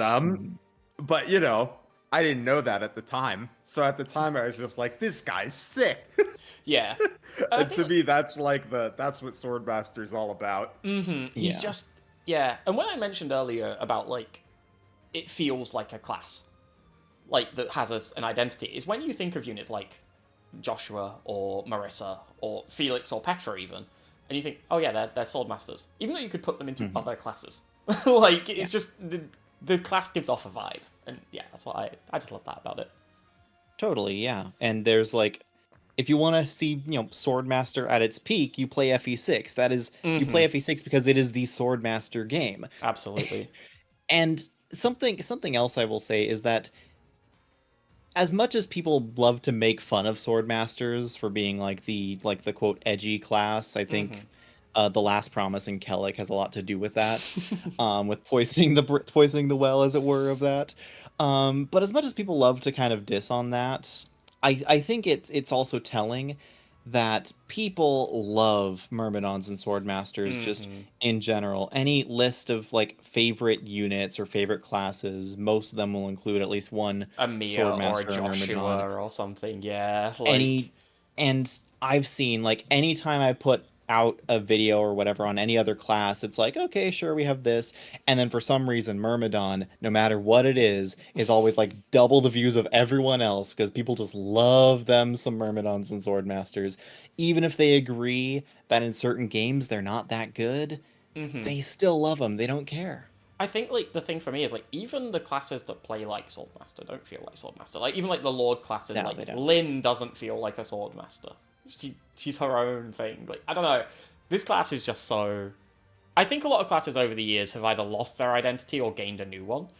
And this is one that, for me, has been relatively persistent, which I think, like you say, like, you mentioned, like, the edgy thing, but then you also have, like, units like Joshua or Mia who don't fit into that category at all. But they still feel right. I don't know. It has a vibe, and I like it. It's fun. Yeah. It might be a little bit high on my list, I'm not going to lie. I don't know if I actually like it more than, like, Berserker or Summoner, but I don't know. It's a fun class. I think it's, like, kind of cool that it's so, like, ever-present as well. A Fire Emblem game would feel weird without a Swordmaster or Swordmaster-esque class. I do think it's, like, a tricky thing where, like... And spoiler, Swordmaster is not on my list, but, like... I think I like Berserker better than Swordmaster, but if they released the next Fire Emblem game and it did not have Swordmaster, I would be like, that's bizarre. But if they released the next one and it didn't have Berserker, I would be like, that's a bummer, but... okay. Yeah. I was so gassed when Kagetsu was good. Like, when he was so good. He starts in Swordmaster. I'd put him into Warrior eventually because, like, you know, everyone goes towards Warrior or Wyvern in that game. But I was so happy when I got this Swordmaster because I'm doing my my no gold playthrough, or I was over a year ago. I'll pick that back up at some point. Probably a bit of a stretch to say I'm still doing it. But yeah, like, I was just like, yeah, I'll keep Kagetsu in Swordmaster. Like, that'll be fun. But yeah, no, I agree with you, and even in games where it is like a literal negative to have on your unit, I think with a Fire Emblem game with skills without the Astra skill also would feel weird at this point. Yes. Oh, Astra's so fun as well. That's something I didn't even consider when I put this on my list, but, like... Even in Path of Radiance, where it's just... Hey, Stefan consumes 5 uses of the Vague Caddy for no reason. No reason. I love in Awakening, the Swordmaster skills are Astra and Swordfair. That's fantastic. Which is, it's just so awesome when you finally get both of them. Feels good. It's just a fun class. So let's get into our number 5s. Please reveal in 3, 2, 1. I apologize for the cursed Pegasus you are looking at. That is horrific, and I have no shame. I disagree. I think it's beautiful. So from myself, we have Pegasus Knight. We have Lord from ActualLizard. And is that Recruit? So Amelia is a... yes, but Amelia is a stand-in for Journeyman, Recruit, and Pupil, so all the trainee classes. That was originally on my list as well. And it unfortunately got bumped off, and now I'm looking at my list. I kind of wish it had stayed on. If I'd have drawn it instead of Manakee, it would have taken the spot instead of Manakee. But yeah, that's fair. It's such a fun concept to just Pokemon train your units, essentially. So even though Amelia is my arguably drawn unit, I think Amelia is probably the least used of the 3 tier 0 quote-unquote classes, Journeyman, Trainee, and Pupil. But I love myself some trainees. This is my Fire Emblem guilty pleasure in a nutshell, is give me a unit who is nothing but could be something, and I'm there for it. I think that you lose a fair bit when you make everyone a trainee. Like, I wasn't a fan of, like, Three Houses being like, everyone Yes. starts as a noble or a commoner, and then it's like, cool, no one's special. But when you get a unit that is just like, okay, they are weak, but trainable, and they level up quick, so they give you that, that popcorn dopamine rush. Mm-hmm. And I even appreciate in FE8 how their growths are not outstanding, but how they just get more levels. And the reason why I appreciate that in FE8 more so than even like Donnell or Mozu is because the Fire Emblem 8 trainee units will be different units every time you train them. Yeah, Just like because their more stats levels are is more stat growth variety, right?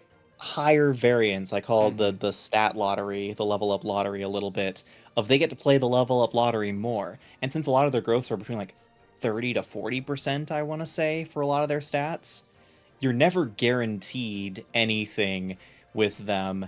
And if you go by averages, they look like they're all terrible, but everyone who's actually trained one of them will have at least one story of this unit was suddenly just like, I don't know when it happened, but they became the best unit in my army.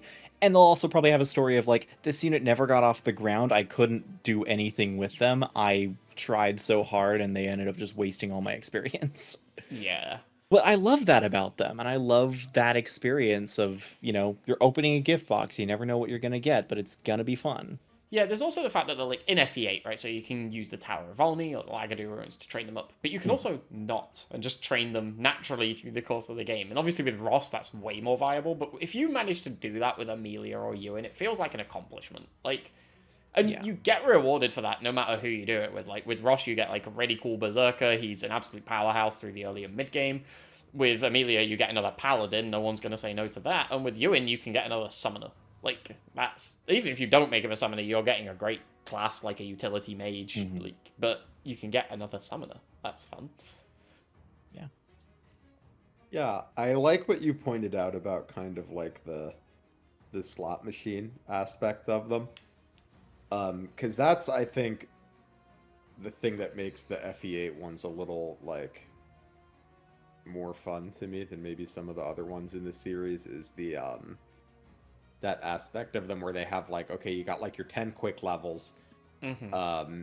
and, like, if you're training Ross in the early game, you can, like, give him like 4 or 5 quick levels, and if they aren't good, it's like, all right, get off my team, scrub. It used But to like, always be a thing I did where I would use Ross to solo chapter 3. You know, the one with all the walls and the bandits over them. I'd just hatchet them all Yeah. over those walls. Mulder would be healing him, so he'd get power leveled as well. And then I'd have a pirate by chapter 4. And I don't know why, but in my head as a kid, that was the coolest thing. Like, I've got a pirate by chapter 4, and he's killing everything. I, without fail, can't help myself. I boss abuse against Bazba in Chapter 3 just to also have a pirate in Chapter 4. It's so fun. I like how it's not even a consideration as well. Like, no, he's not a fighter. No one's making him a fighter. He's a pirate. No. fighter. Even though I also want to promote Colm, Yeah. because I, we'll talk about that later, but that Ocean Seal is going to Ross. Yeah, it's got to, right? We'll secret shop Colms, it'll be fine. Why have Fortunately, Warrior win he will not be a Berserker? warrior like his dad. Yeah. Why have Warrior when Berserker is option? It's just such a fun concept to train your unit up from scratch, especially, like you say, in a game that doesn't encourage it. Like, when you look at, like, Gaiden Echoes, Three Houses, things like that, like, where you're sort of forced to, in a way, unless you just want to use one unit. It feels less special to do it in a way. Like, oh, look, I trained this unit up all the way from scratch, as opposed to not having any other units. Like, but when you could bench Ross, you could just use like Garcia, Vanessa, and these aren't a bad pool of characters at all, as you get a great cast at the start of FE8. But yeah, it's just fun to do. It feels rewarding. Even if you don't get a unit, you're not going to get a unit that's like better than Seth, but it feels good to have this other strong unit that you made in a cast that's already strong. And obviously, you have to put effort into Franz, Vanessa, Luke, whoever, but this is your guy. You chose to use him. You could have not because he's rubbish when you get him, but you chose to use him, and you get rewarded with a good unit. And there's just something about that feeling. Like your Magikarp, right? Yeah, exactly. That is a really good way to put it. They are your Magikarp. And there's just something so fun about that. And I kind of regret not putting this on my list, even if it might have been a little lower. This is something that I think should have been represented on my list because it's a really fun class. It's a really fun concept when they do it right. I think it's why, like, they're not the same thing, and it's why people also enjoy units like Anna or Jean in Engage. Like, it's a similar sort of vibe where you're training this unit up from scratch, and when they turn out good, or Nino is another really good example, like, that's definitely not the same thing, but the same vibe. You didn't have to use this unit, but when you do, and you get that payoff, it feels great. And the fact that these three come with, like, unique or semi-unique classes in terms of Summoner and Berserker, you know, other units get them, but not many. And, you know, a Paladin is just... I guess no, I nearly said something very stupid. No, wait, am I... Or you play the game, you beat both routes, and then you replay it, and you can turn her into a super recruit with a plus 15% crit bonus as an infantry lancer. That is true. Is she your only other general other than Gilliam, or am I being stupid? Yes. Okay. Yeah. She's the only other option to become a general. Yeah. If you wanted another general, of course. Yeah, you just beat the game and then get King Fado. Exactly. Yeah. You just beat the game with his man. Just grind Volney like 7 times or however many times it takes to unlock him. Some of the mechanics in FE8 were not as good as the others.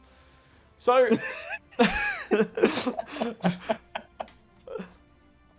my entry here is weird. And I think it's here as almost an act of penance. Because it took me probably about 6 years of playing Fire Emblem to accept through my head that Pegasus Knights aren't awful. Because I would get Vanessa or immediately get her killed to a bow and think, we're never using that class again. Every time I played FE8, and I played that game like 20, 30 times as a child. Like, I did nothing but play FE8. Like, I didn't play any of the others. I tried FE7 once, and it forced me to promote Wallace on the tutorial, and I was like, I don't want to promote this guy. I stopped playing. Oh, I wanted to promote Wallace the first time I played. I was like, oh, this guy rules. This is when I was in like I'd been on Game Facts and I'd heard like people saying you should wait until level 20 to promote. So I was like, I don't want to promote Wallace at level 10. Well, alright, I'm unlocking memories from people. By Game Facts. You know, yeah, I had bad Fire Emblem opinions as a child. But yeah, like, so when my Pegasus Knights came in and they just died all the time, I was just like, oh, these are just frail classes that don't do any damage and they get killed if I leave them in range of an archer, which will happen because I'm 10 years old and bad. So I just never used them. Do I want to restart the chapter? What, this person who does 4 damage with a slim lance? No, thank you. On a double as well, for 2 damage per hit. Like, it took me so long to actually appreciate things like rescue dropping and just the fact that I can train them over time, which I was doing with other units. So I don't know why I just assumed it would never work with these people. But yeah, Vanessa, and then Tanner spawns in without a weapon in F-frame route. I'm just like, get in the bin. Like, I'm not using you. Yeah.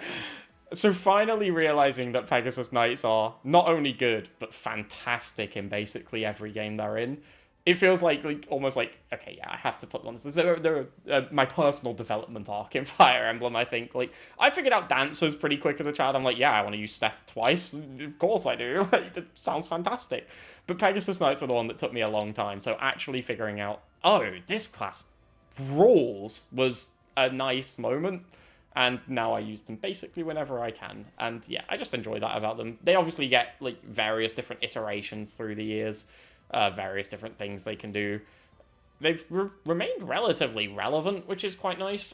And it might be, I don't know, I wish they had an alternative for males, but I do quite like that they've maintained that female-only identity, apart from in random enemy units in some games. Which Except for Fates. Yes, Fates. I knew there's a reason I hadn't played Fates. But yeah, I like that they've maintained that little bit of identity about them. I wish males had like an equivalent, but I think it's something, I don't know, fun for they're just a female-only class in lore. Why? no particular reason. Pegasus is just like girls. Okay, cool. Sounds good to me. Like, it's just something a bit neat about them. And yeah, like I say, they get many different iterations, but rescue dropping is probably like when they were at their peak, especially like Tellius rescue dropping when they got Super Kanto and things like that. Like, yeah, just fun units, really. Oh, and you can dump bonus EXP into Marcia, and that's like undoubtedly a very good thing. Yeah, Pegasus Knights were almost on my list, but they didn't quite make it. But they're a very interesting unit, and another unit that I think Fire Emblem wouldn't feel like Fire Emblem without.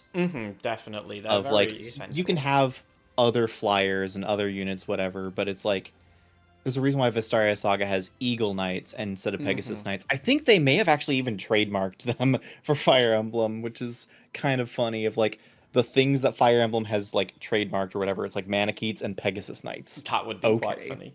Sure, but they're a unit with very clear weaknesses and slightly less clear strengths. Yes. They're fantastic teaching tools for the player in terms of like, here's what flyer utility can do, even if it's not combat.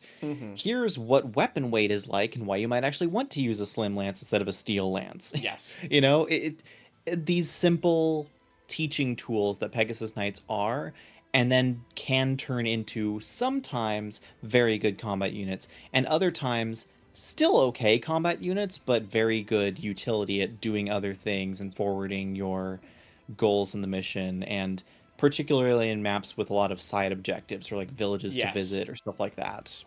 I think it's like quite a prevalent point to make that like they do things outside of combat, but they are a combat unit. Like when you have a dancer, you're not confused about what this thing's meant to do. They click dance and that makes a unit go again. When you have a summoner, sure, they can do combat, but there's a big button there that says summon. Like, it's quite in your face. Pegasus Knights are more subtle. They don't, like, obviously, okay, they can fly, but they don't really have, like, a button that you can press that does something different to what other units do.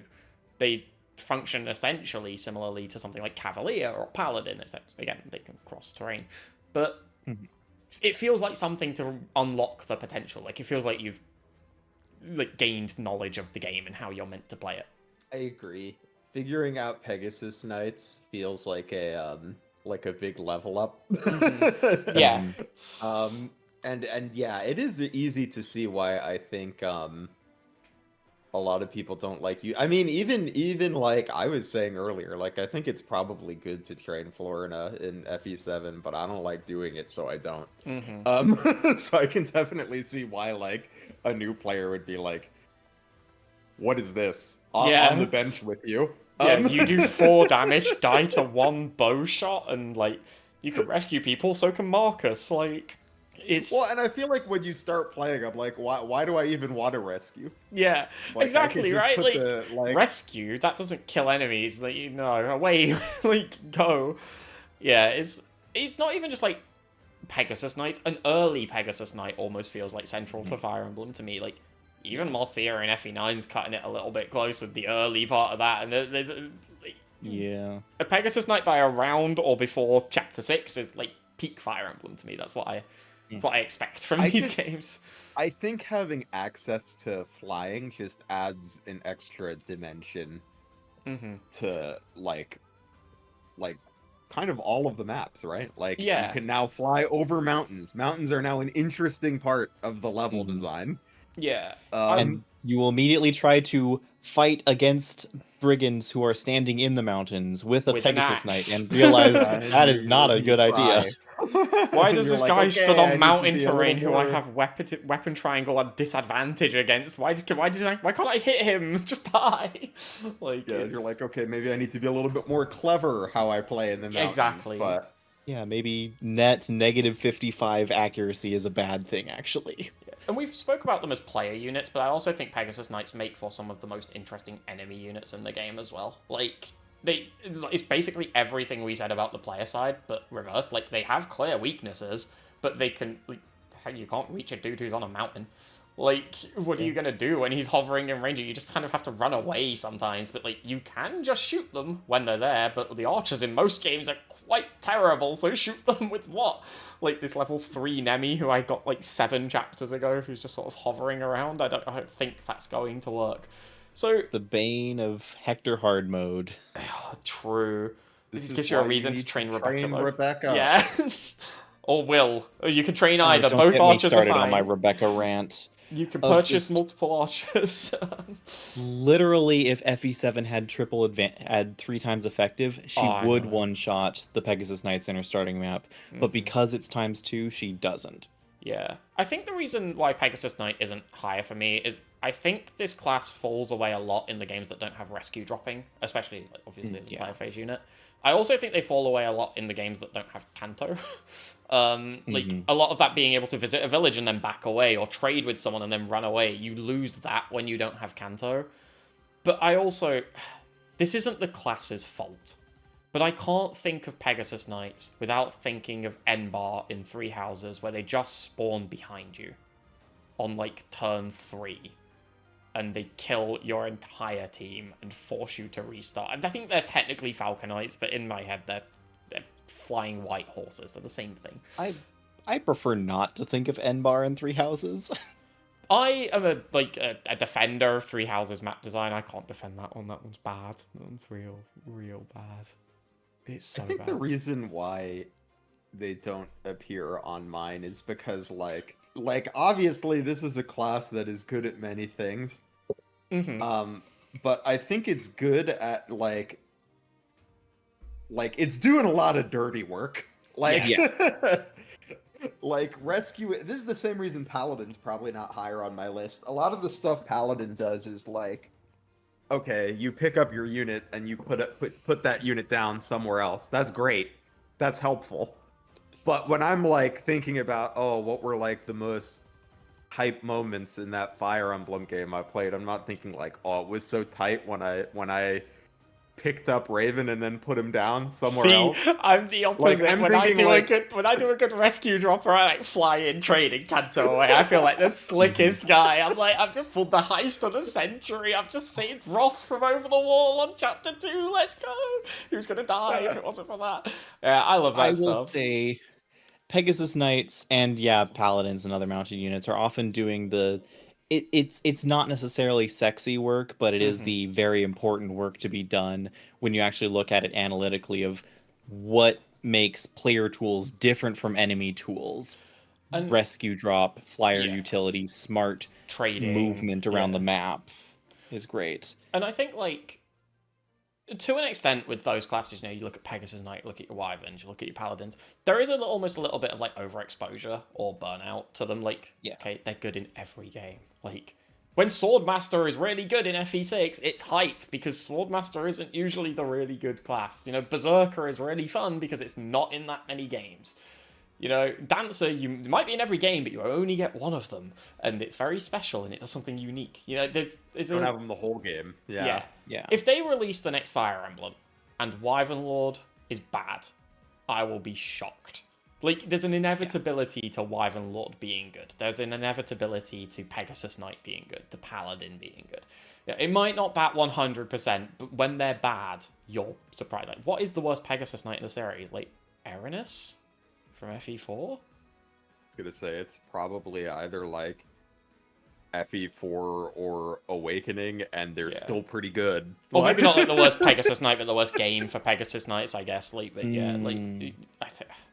not played Awakening, but like FE4 is the one that comes to mind, and that's which is bizarre, by the way. The game with massive maps and a ton of terrain is the one where Pegasus Knights struggle more, but I guess being more isolated from your army in that game is actually a suffer. They can't use the solely roads, because of roads. Yeah, true. Even then, they're still fine, but yeah. I mean, Erinus is still a good unit. Like, it's still fun to use, but one thing on Pegasus Knights before we jump, because we've been on them for too long, is no such thing. I don't know what about Karen and getting movement level ups in FE5 is just a connection, but I had a Karen with like 11 move oh my God. when I played Thracia, and so she would start outside of a ballista's range and then in a single turn be able to move next to said ballista, and so I was outranging ballista via movement, and it was hilarious. You can't do that these days without a Actually, stride so gambit cool. or a warp staff Nope. or a shove and And a then she smite would- and a drawback or a foul play. And then she would die anyway because the ballistas were always webbed and would cover each other. Yep. But still was fun. It's a fun time, yeah. And you can't do that with another class as well. Like, if your Cavalier had 11 moves, there's walls and dudes in the way. Like, that is actually one thing that I do think modern games have added to Pegasus Knights. Like, when you get the various abilities that let you move through opponents, that's always fun. Like, Bernadetta as a Pegasus Knight, where I'm blanking on the name of the ability, but the thing that lets you move through people. Pass, that's the one. Yeah, like, it's fun. It's not necessarily always the most useful thing, but it is very fun. So, from recruits, which are very limited class, Pegasus Knights, which are ever-present, and Lords, which are your central character in basically every game. Talk to us about the Lords. I thought Lord was like a bit of a cop-out, so I've picked a specific Lord class. Oh, if we're doing cop-outs, my number 4 pick is like cheating, essentially. It's not a valid entry on the list. I'm very interested now, but specifically, I'm going to be talking about Awakening's Lord Crom, who is a unit that he's like a fine wine to me. I did not like the first time I played. I was like, oh, whatever. It's just another like sword lord, but like it's like a fine vintage. 10 years later, you know, I play the game again, and I'm like, oh, is aged wonderfully. I don't know. The metaphor's getting away from me. Crom's good. Almost surprisingly so. He has surprisingly good bases. I feel like it gets lost a little because the early game of Awakening is like kind of brutal. But his bases are actually quite good. He has his falchion that helps him get early experience. I like his design and his role in the story, paying homage to Marth, but not feeling like a rehash. Like he's still very much his own thing. I also like that. I think he's very simply built in a way that makes him useful for pretty much anyone, because it's like if you use him for the whole game, then you get to promote him to Great Lord. He picks up Aether, and you can keep him there or move him out if you want. But from there, he's like a great combat unit. He has his healing proc skill. He's got good stats. He's gonna be good for you. But if you're like, I don't want to train Crom as my combat carry, and maybe I want to use Robin or something. Then he still has his skill that like gives him higher chance to do pair-up attacks, which I think makes him a great backpack. So I think no matter what you do with Crom, he's going to be useful to you. Like you could just use him for filler in the early game where you're going to have him like falchion a wyvern or whatever, and then like glue him to Robin and have him dual strike a lot, and that's great. Or you can train him and he does like a very admirable job as a primary combat unit. Then you get Lucina later in the game, and she does the same thing, minus the benefit of being around in the early game, which is a big deal, but plus the benefit of the parallel falchion plus whatever skills you pass on to her. Yeah. Crom is great. After starting with Path of Radiance and then going back to Sacred Stones, then playing Radiant Dawn, and then playing Shadow Dragon, I was like, okay, Ike just has to be the best lord. Marth sucks. You know, no one else is going to carry the torch of Ether and of just being massive and huge and having a solid strength stat with other stats as well and just everything. And then you get Crom, and Crom is like a weird, like, what if Ike was more Marth-like? I guess, I don't know. But then once you actually start using him, it's like, okay, yeah, maybe this is a worthy recipient to carry on the torch of having Ether as a class skill, you know, from Ike, who originated it. And yeah, I always remember Crom being a solid lord, being really strong, and being always there, even if he wasn't always the best. Yeah, I think, like, I can't chime in too much on the Crom specific, but I think the Lord in general it's very much a determinant as to how good a Fire Emblem game feels, especially, like, I think the mid-game is where your Lord really shines, to be honest. Like, if your Lord is someone who starts fairly mediocre and then develops into a strong character, you're probably onto like a fun FE. I think just like as an overall concept, it's almost like what we talked about with recruits, with like that idea of like you're training your person from the start, and you could not use your lord, but you are sort of, you know, very heavily pushed into doing so. But when they're good, it just feels better. I don't know. There's something about lords just feels right when they're good. And I think there's so many different examples of them being good as well. Like, my go-to is always Ephraim. I just think, which is weird because he's not a lord you get from the start of the game, which is usually how this class works. But he comes in, you get him for a brief moment on Chapter 5X, where you've got a paladin next to him, but Ephraim's still very much holding his own. He's one-shotting enemies in a way that Erica isn't. He's running through guys, he's got this cool lance that's like one-shotting armored units and one-shotting horses, and it feels great to do. And then you get him for real on Chapter 9, and he's just so cool. Like, it's fun to be killing enemies with your lord, and I can't really put a proper reason as to why, but when the lord is good, it feels good. Like, I almost forget that Tellius has 2 games. So I was going to say, like, Ike goes on a similar thing, but actually in one game he starts fairly ass and then gets, like, a promotion and a special weapon that lets him 1-2 range out of nowhere for, like, 2 chapters and is incredible. And then in the other game, he's just, like, goated. He's, like, one of the best. Beast. Yeah, like, he's totally so strong. But, like, if you take the 2 games as a whole, it's a really good lord journey. And I also really like Micaiah. I think she's great. Micaiah's a controversial character, I know, but I enjoy her a lot. She's fun. I'm a big Micaiah fan. I'm a fan of a lord who does things that aren't hit things. Like, you know, she can heal people, she can restore status ailments, which I didn't realize until, like, the desert map in, like, the very back end of that game where all my units getting put to sleep. Yeah, and that I'm is like, so important, actually. wait, sacrifice cures sleep? Like, yeah, that was something I wish I knew earlier. But, yeah, it's just good when a lord is good in Fire Emblem, and I think that reflects well on the class. Like, it's meant to be the central class of this game, and it feels like it, and that it hits the mark. And I don't know how to say this in a nice way, but I think when they deviate from the lord being a lord, they kind of, like, screw it up in a way. Like, I think in 3 Houses is probably quite a good example where we get 4 lords and none of them really... Your protagonist doesn't feel like a lord, and the 3 characters that do feel like lords all feel weird. I've ranked on 3 Houses a lot in this video, which is weird considering it's my favorite game. I don't think it's classic. I was gonna say, right? You like that one.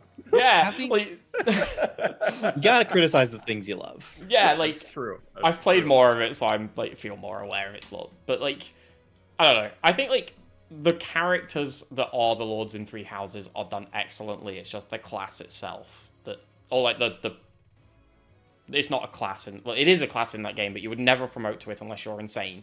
But, like, the vibe, I guess, of, like, your main character unit, who if they die, you game over. It misses in that game for me. Yeah. Lord does not make my list, but it is a fantastic class in the series, and it's definitely one that's, like, worthy of being on here. And I love all the different ways they've implemented it and still had it hit the same notes it needs to. And I think just the key thing is, like, when your Lord is good, the game feels better. Yeah, Lord is not on my top 10 as well, but it almost was. It was, like, the last one that I removed from it, but for very similar reasons. Of there's so much that you can do with Lords and so much interesting that has been done with Lords, and it just feels so flat and depressing when it's like, hey, here's your Lord, but they can reclass into anything, and it's like, cool. They don't feel like their own thing anymore. They don't feel like Lord is special anymore. It feels like you're trying to encourage me to get out of Lord as soon as possible. Especially when you're like, this is your Lord. They have unique classes. They can reclass into anything. Their unique classes suck. And then it's like, and okay. that was a weird thing with Engage, where half the cast is a Lord unit. They have a unique class. Half the unique classes are just not great or slightly worse versions of other classes, but with a proc skill. Which is like, oh, great, you're going to sell me on a class with a 1 in 10 chance to proc a thing that makes it do something that the other class was doing at base. Oh, wow. And I think that's, like, what really makes the Lord class so good, is that when they try and, like, deviate from the traditional Lord class is where things go pear-shaped. So, like, I guess that's what I was kind of trying to say with Three Houses, and I lost my point halfway through.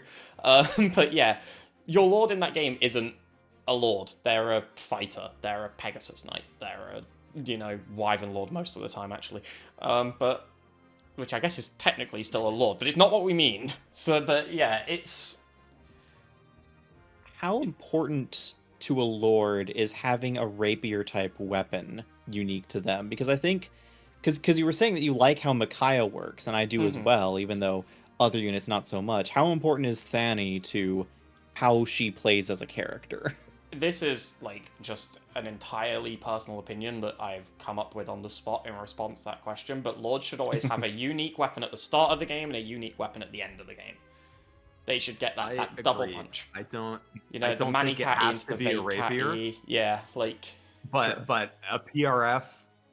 I like a PRF on my lord. Yeah. An early PRF and a late PRF.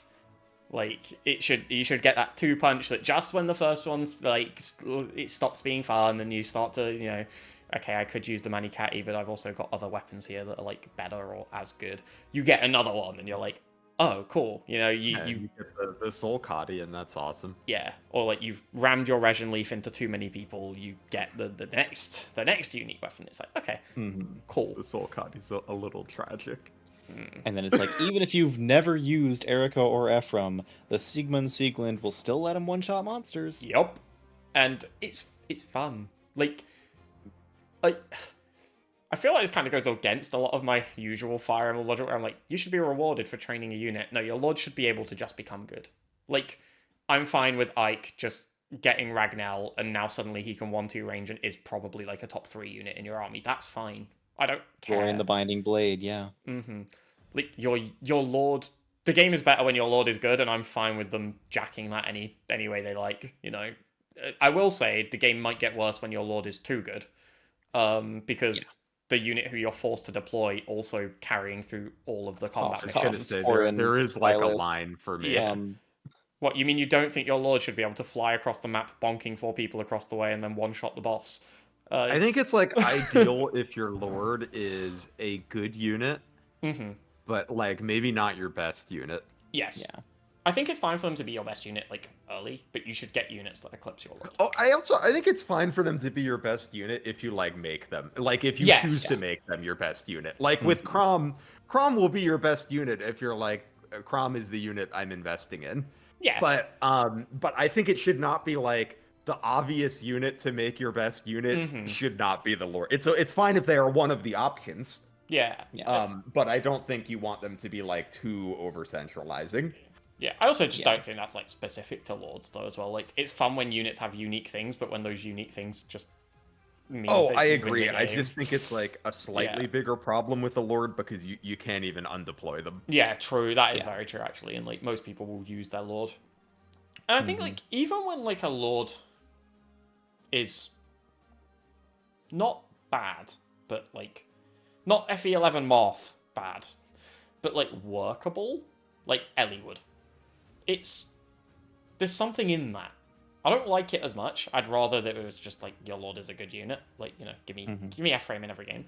But there's something in, like, this unit's usually not great, but I made them the hero of this story. Like, I grinded them up to being a 2020 unit, and now they're actually doing what the story says they should be doing. I think there's a joy to be had in that. And I think there's also, like, space for lords like Leaf, where Leaf has, like, moments of good combat, especially in, like, the early game. But, like, later game, like, Leaf probably isn't going to be, like, your combat dude. But, like, there's always stuff for him to do. Like, you're never like, you wouldn't bench Leaf if you could.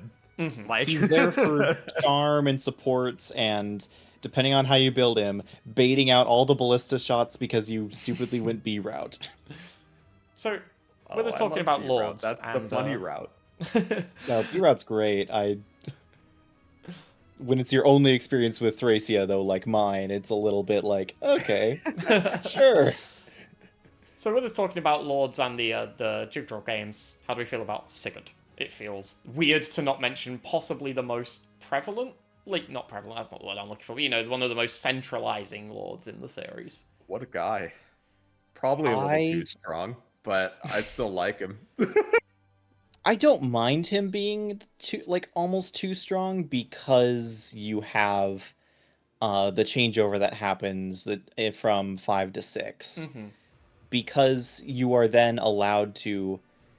Sigurd being strong allows you to treat the early chapters like early chapters. I think if he was weaker, or especially if he started unpromoted, the early chapters would be a massive slog.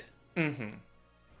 I do like that him being stupidly strong does give you like a little bit of gameplay story integration where you're like, oh, Selev's got this big legacy he's got to live up to, and I'm like, yeah, he does. Yeah, and it's not just that as well. I knew his dad, and he was pretty good. Yeah, like... And it makes... Sorry, you can go. Sorry, I was gonna say, it makes the response to Sigurd's mission more understandable from the villain side. You can definitely go and you're going to say the same thing I was going to say. Like, oh, we have to stop this guy. He is a man on a mission, and we don't know where he's going to go next. Meanwhile, you know, Sigurd's just like, I just want to, you know, we were attacked. I wanted to get the hostage back. That's fine. Mm-hmm. And then you're preemptively attacking me. Well, I have to attack you now. And now I'm exiled. So I guess we're up here. Oh, there's a fight. I can't not help the people that are, you know, supporting me and sheltering me and everyone. And so it's like, it all makes sense, but it also is all of the enemies caused their own problems by angering Sigurd. Yeah. And I think it's good that, like, halfway through the game, he just gets, spoiler warning, killed off. Like, I think without that, he almost feels like not too strong from a gameplay perspective, but too strong from a story perspective. Yeah. The fact that, like, no, they baited him out, they lured him in, and then dropped meteors on his head, and now he's dead. It's like, oh, shit, if they can kill him, what are we gonna do? Like... It shows that the shonen protagonist energy he has only goes so far. Yes, I think him, like, having a downfall is necessary to that character. Mm-hmm. And it's... Yeah, I think it's interesting how many different types of lords there are within the series, and how consistently they seem to knock it out of the park. Like, even if they're not a great unit, I usually appreciate a lord in a game. Yeah, there's not many lords... I'm trying to think if there's any lords that I wouldn't at least say, like, I like them. FE11 Marth can get in the sea. Like... I'm a mild... FE11 Marth even has some utility if you are... I know, but it look at all those supports.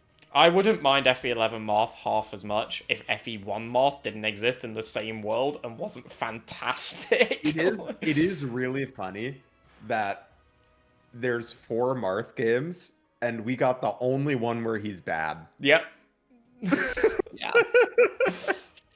Oh, there's more than 4 Marth games. Have you ever played Smash Bros? Oh my god. Well, and actually, I was going to say BSFE, but he's not in that one, is he?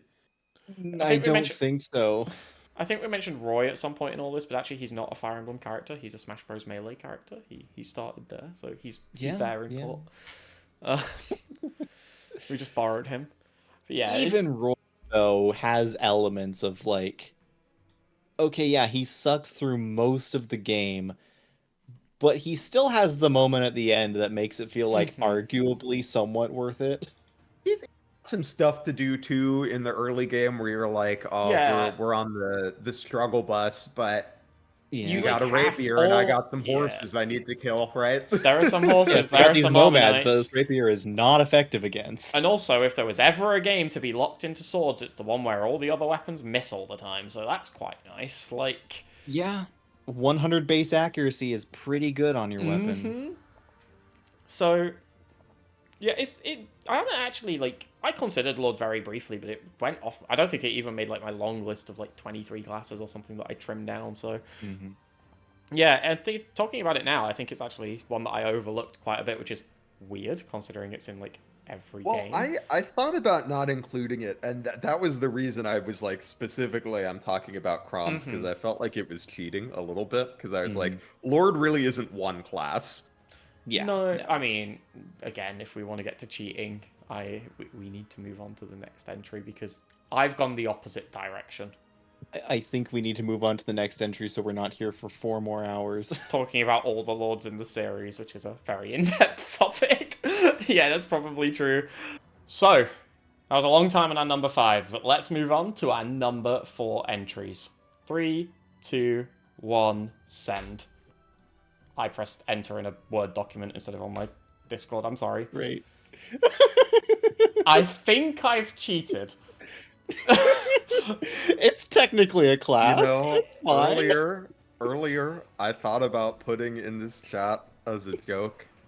I'm gonna put the Mad King in my least favorite classes, but Good I old like that you face move put Kirby in the armor. It seems. So just for the sake of people who are listening to this through audio, which I hope is everyone, because if you're watching this for 2 hours plus, you know, probably better ways to spend that time.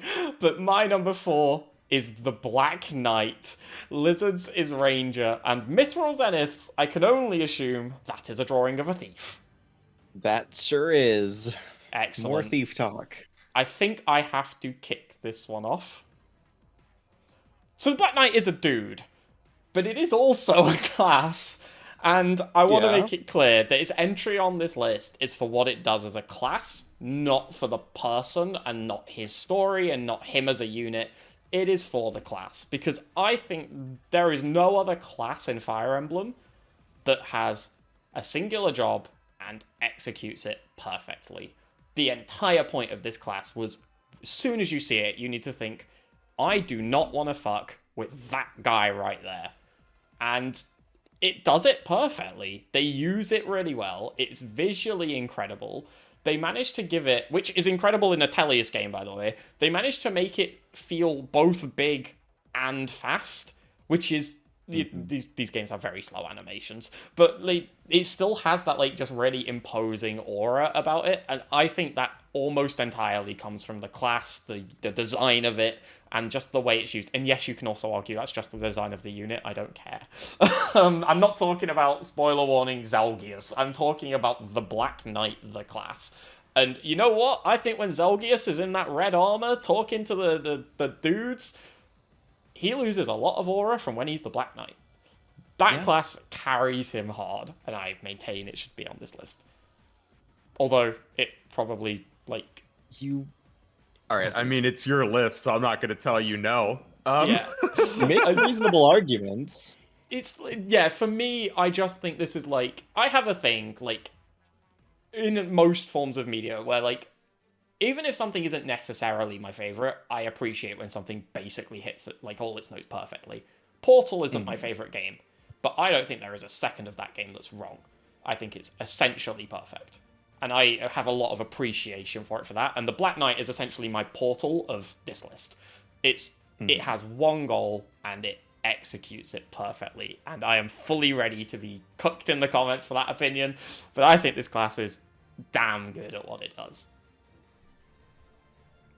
Unkillable, threatening, imposing, the get away from this thing when it's on the enemy side, and the oh thank goodness I'm not about to lose the chapter when it's on your side in Radiant Dawn.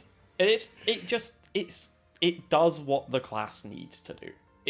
You look at it and you're like, I don't want to fight this thing. I've fought Armor Knights, you fight generals, and you're still like, no, the generals ain't the Black Knight. They're big dudes in big armor, but they ain't the Black Knight. I find it really surprising. I have issues with some of the designs in the Tellius games, some which may come up in the next list, but yeah, I'm really taken aback by how well they executed this class and how perfect its design is done. And I also really appreciate them not pyramid heading him and throwing him into every game in the future with how well he did. Yes, that's a good point. I appreciate that they had this really iconic character. They sort of kill him off in Path of Radiance, but it is left somewhat ambiguous. I don't know. I wish that hadn't happened, I'll be honest. But that's the dude. That's not the class. That's an issue with the dude. And then they bring it back in the Tellius games. You see him at first, and you're like, oh shit, I'm dead. and then you get to use him.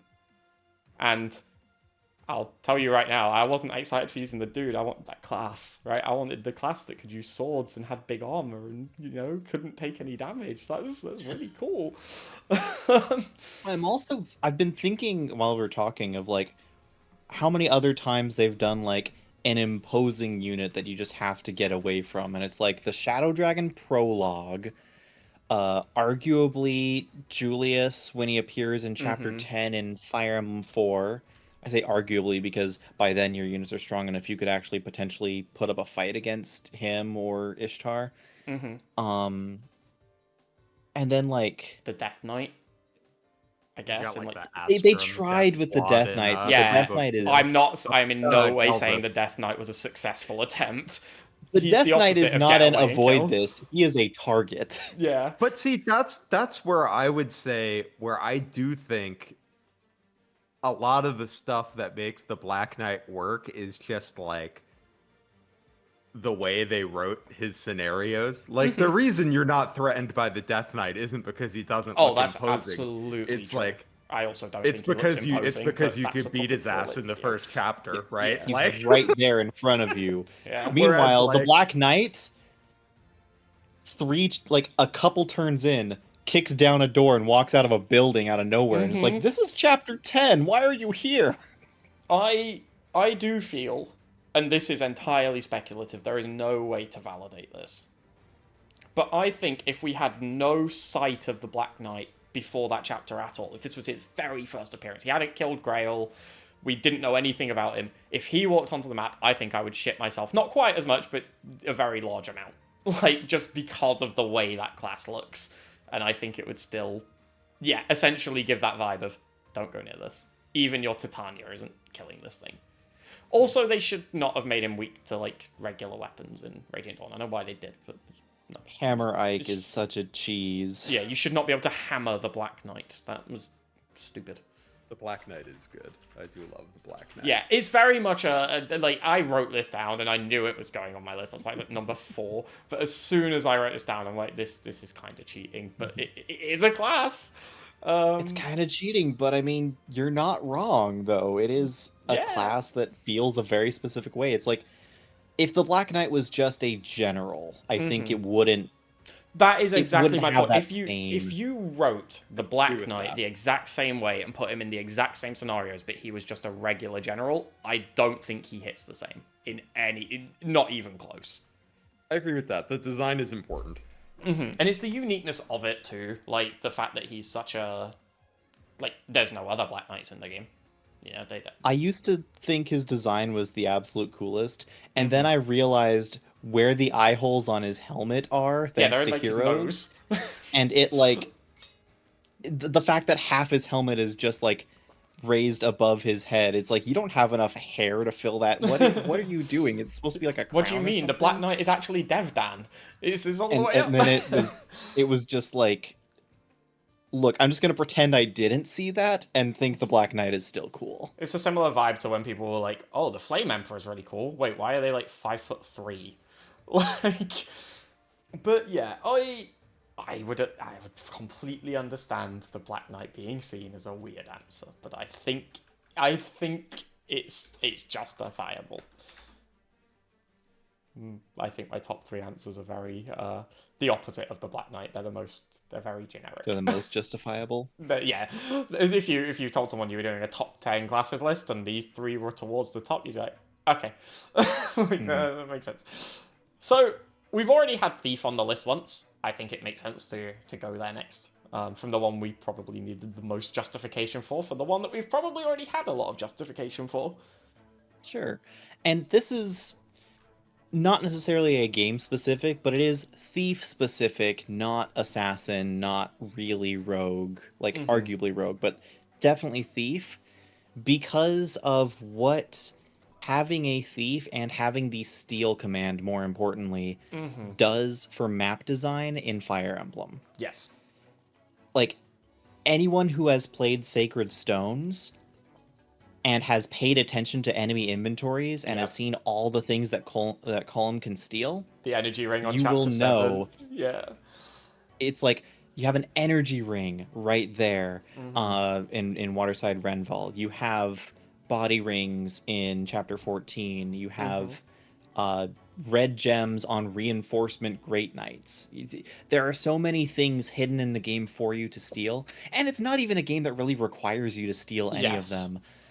But in terms of a game saying, hey, make your own fun, this is an example of providing opportunities for players to take if they're observant and if they want to, in order to have more fun. And I think Thief becomes one of my favorite classes in terms of that, because it's like, okay, my goal might be to train up a bunch of really strong combat units, but I also want to train up a really fast thief so I can guarantee I'm able to steal all the things I want to.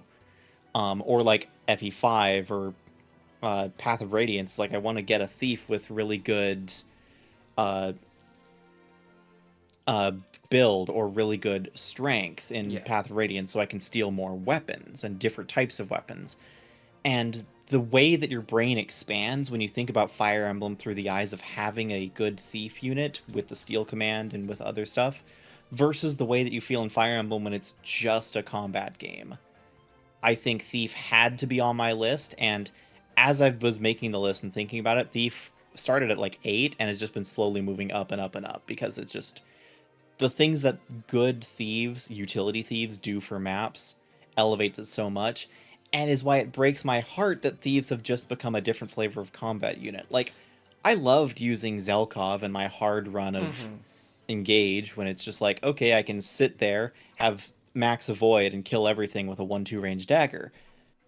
But it doesn't feel the same as like, okay, I'm using Colm, and I'm using Nami specifically for the fire affinity to boost Colm's damage so he actually can kill things, and that pair together then locks in some of my units, but I'm using them so I can specifically train Colm's speed to have him steal these stat boosters throughout the game. None of this is needed or necessary at all, but it's fun. And I like Thieves because they provide me extra avenues of finding fun in the game.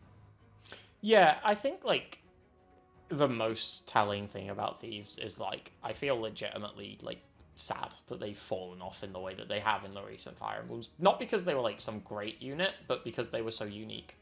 And now they aren't. And I think losing that is a massive shame. I think it, like when Paladins aren't good in a game or something like that, like, it sucks. But when Thief isn't good, or it doesn't have the utility, or it doesn't have, like, the reason to use its utility, I think the games are worse as a result. Yeah, they become very flat when you don't have viable utility units, and Thieves in particular. Definitely the case. Yeah.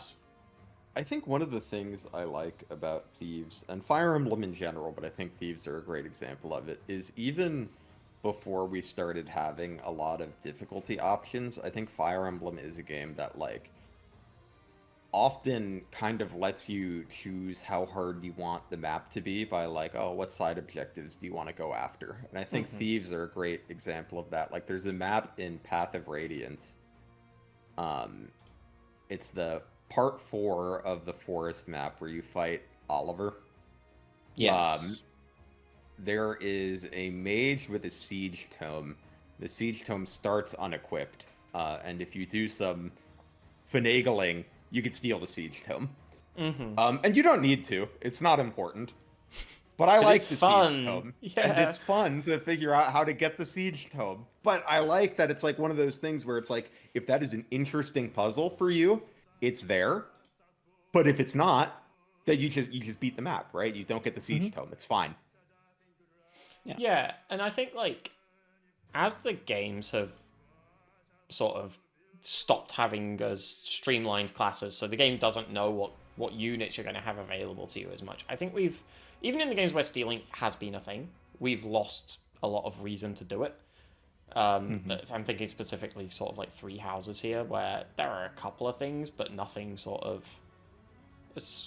there are a couple of things that are useful to have, but it feels like the reason to have a thief is very dwindling, even when they do have that utility now. So I hope that is something we could see sort of turn around, and we could stop having buyable door keys, buyable chest keys, you know? The enemies can go back to having stealable things, and so much. And even just on a simpler note, having thieves be the ones on enemy side as well who care about the bonus objectives makes it a lot easier to pan the map at the start of the map and be like, okay, who is a priority target to focus down or kill?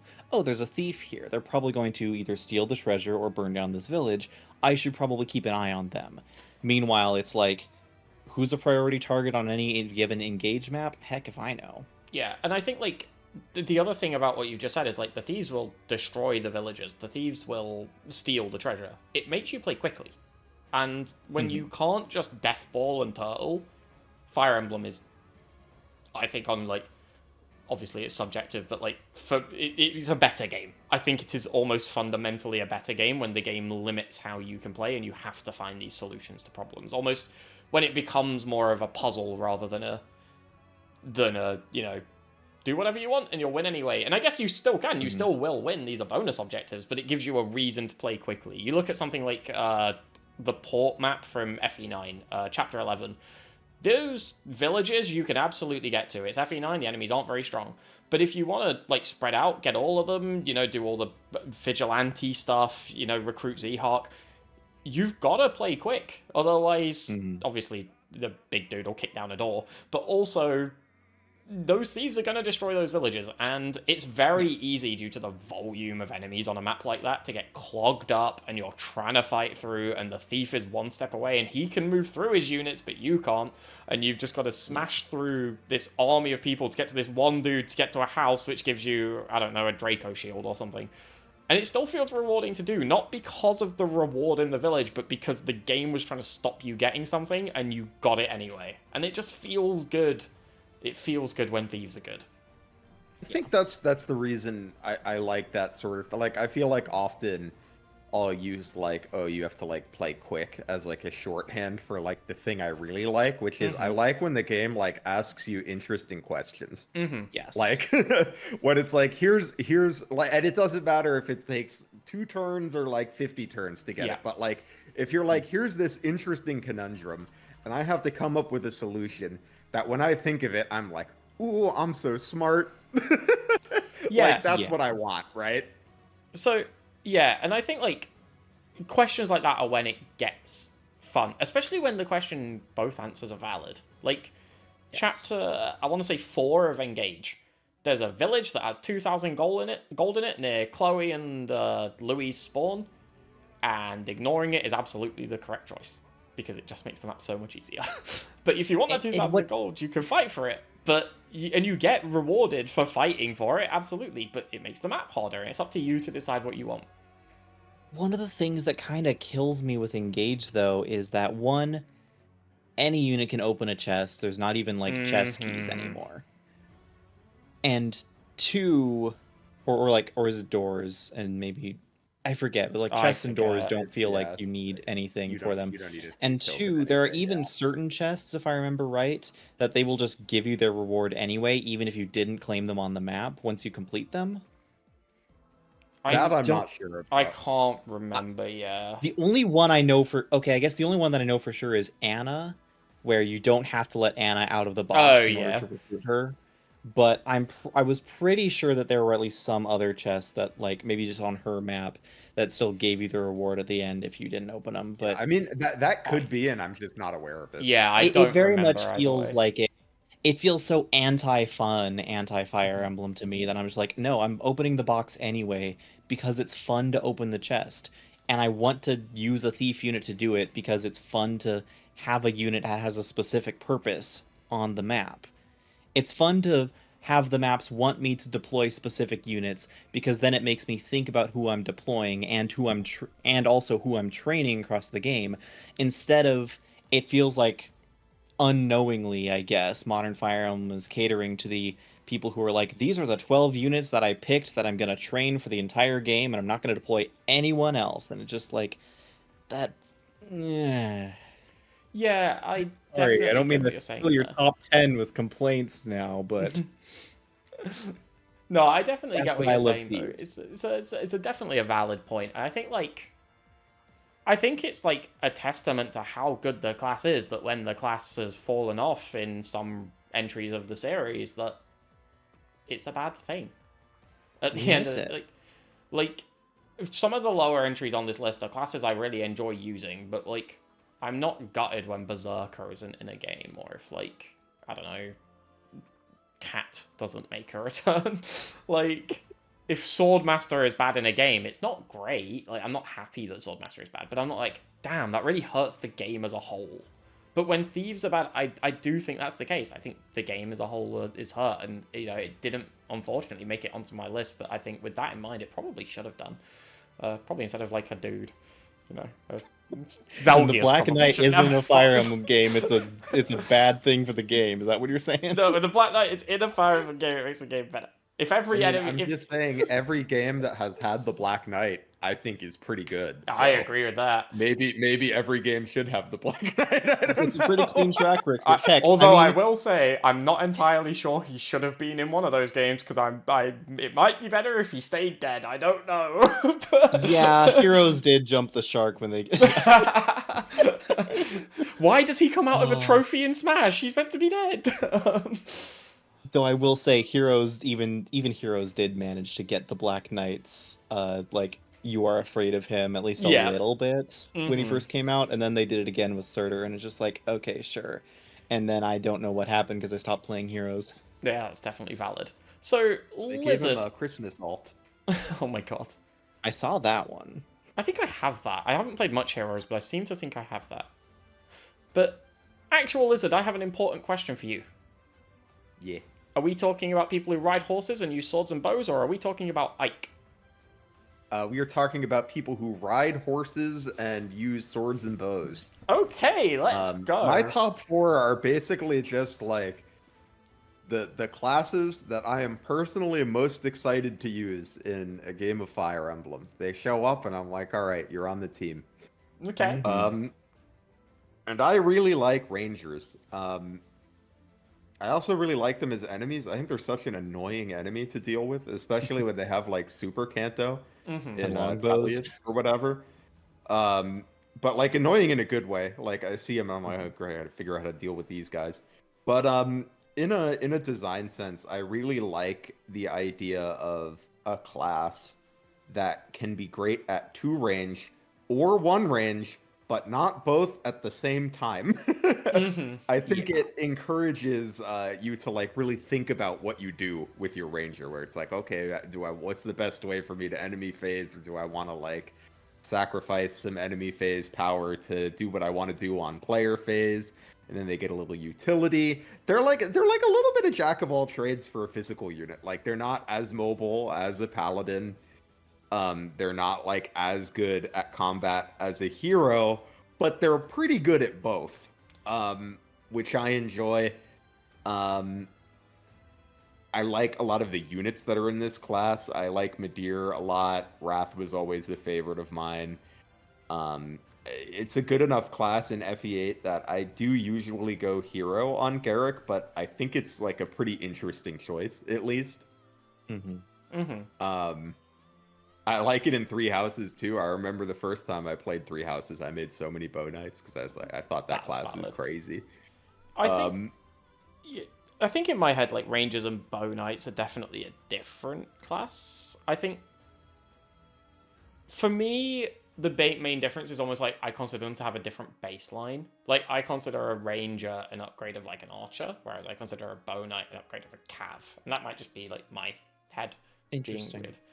But yeah, that's kind of where they sit in my brain. Okay. That's fine. I mean, even if we don't want to count bow knights. I'm fine with combining them for the. I'm fine with like them counting for your list, to be clear. Like yeah, and I will. It's just a class line that I really enjoy. That's definitely and I like valid. the fiction of a lot.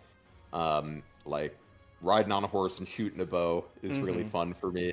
I also think it's nice that like, you know, I played a lot of FE8 and I like Naomi, and I'm not going to say that Ranger makes Naomi good, but I do like that she has an option that isn't sniper. So fun. It's like Ranger access and that incredibly fast like double fire Colm support or fire water or whatever it is makes using Naomi and Colm in combat actually really fun and viable. I'm not going to say optimal, because it's not, but it's viable and it's fun. Yeah, I like Ranger Nami. I think she's fun to use.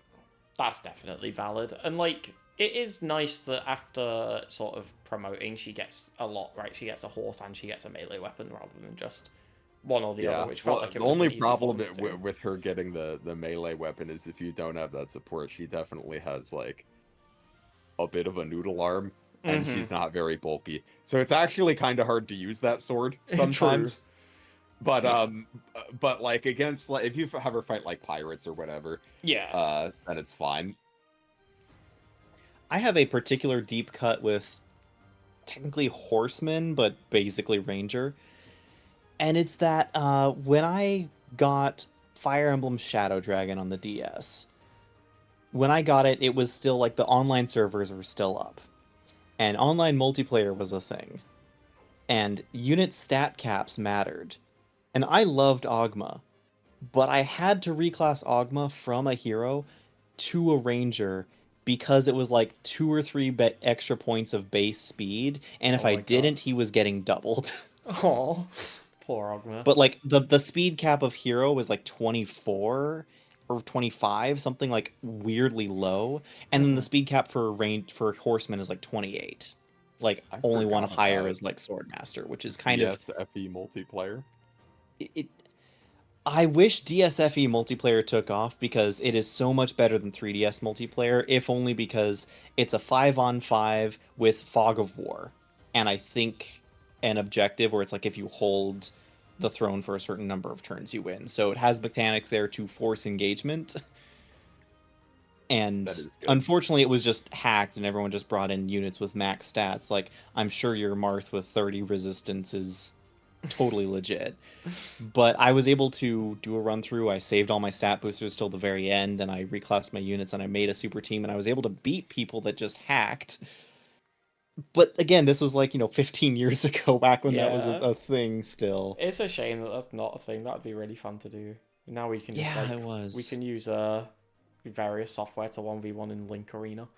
Although, I guess, like, if we made a video and, like, someone disagreed with our opinion, getting told to 1v1 them in Fire Emblem Shadow Dragon would be a weird point. 1v1 me in Shadow Dragon, bro. If anybody disagrees with my takes, we can take it to Link Arena. Yeah, exactly. If you don't think the Black Knight is one of the best classes, I will meet you in Link Arena. Yeah, you pick your 5 units. I will bring 1 Black Knight to Link I will bring 1 Black Knight who takes 0 damage unless it's Radiant Dawn and he has a hammer. Seems legit.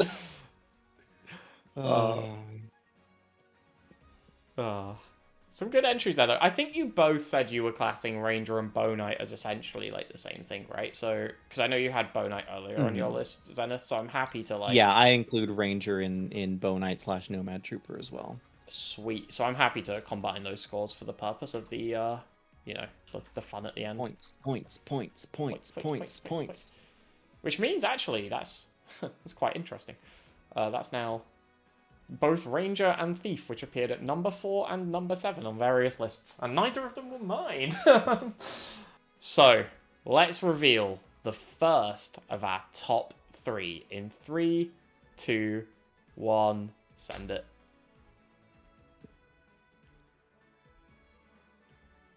What an... Oh, okay. So we've got... Heron.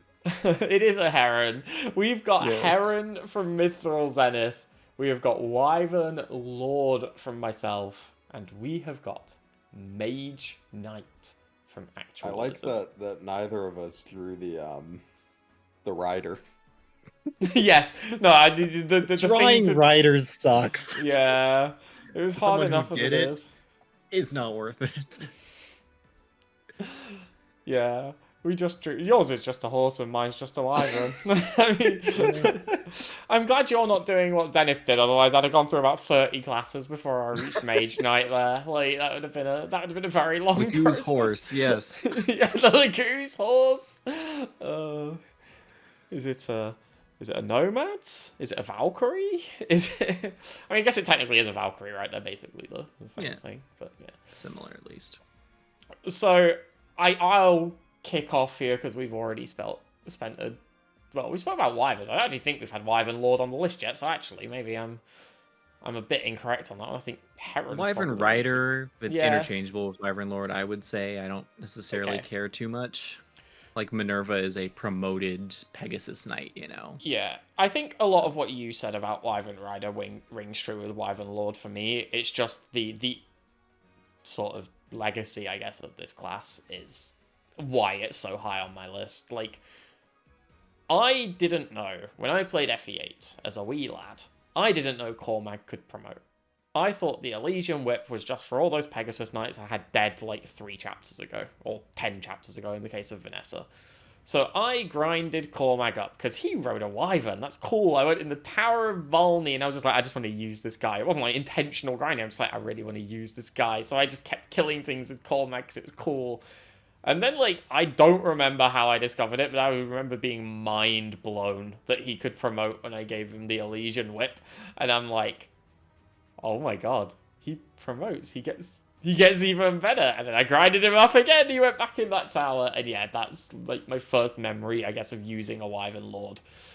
And I think just throughout a lot of those early games, they're so iconic. Like, not to the franchise overall, but within those games, I'm pretty sure if you like picture some of those early Fire Emblems, the Wyvern Lords will be like the first 4 or 5 characters you think about.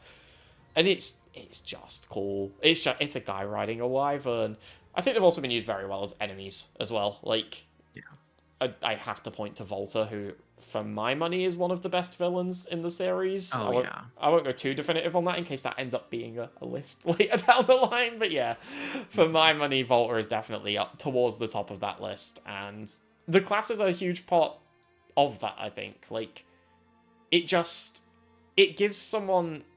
How do I put this properly? Like, if somebody had his personality, but was just like, I don't know, a cavalier or a paladin, they could come across as like cocky or braggadocious or something like that. And obviously the early cutscene with Volta slamming Seth helps a lot with this as well. But like, as soon as you see him, you're like, he's riding, well, what to my brain at the time was a dragon. Like, obviously this guy's the real deal. Like, look at him, and then, yeah, they obviously do that early cutscene where they have him just massacre Seth, and it's just like, oh, I remember this guy. He killed the black guy who just killed, like, 7 million units behind him. Like, he's taken out half of Grado at this point, and this is a guy, so yeah, you get to fight him, and it's just fun. But yeah, I think Wyvern Lords in general, they just have a feel about them that makes them really good, and it would have easily walked number 1 on this list if they hadn't been watered down in the recent games.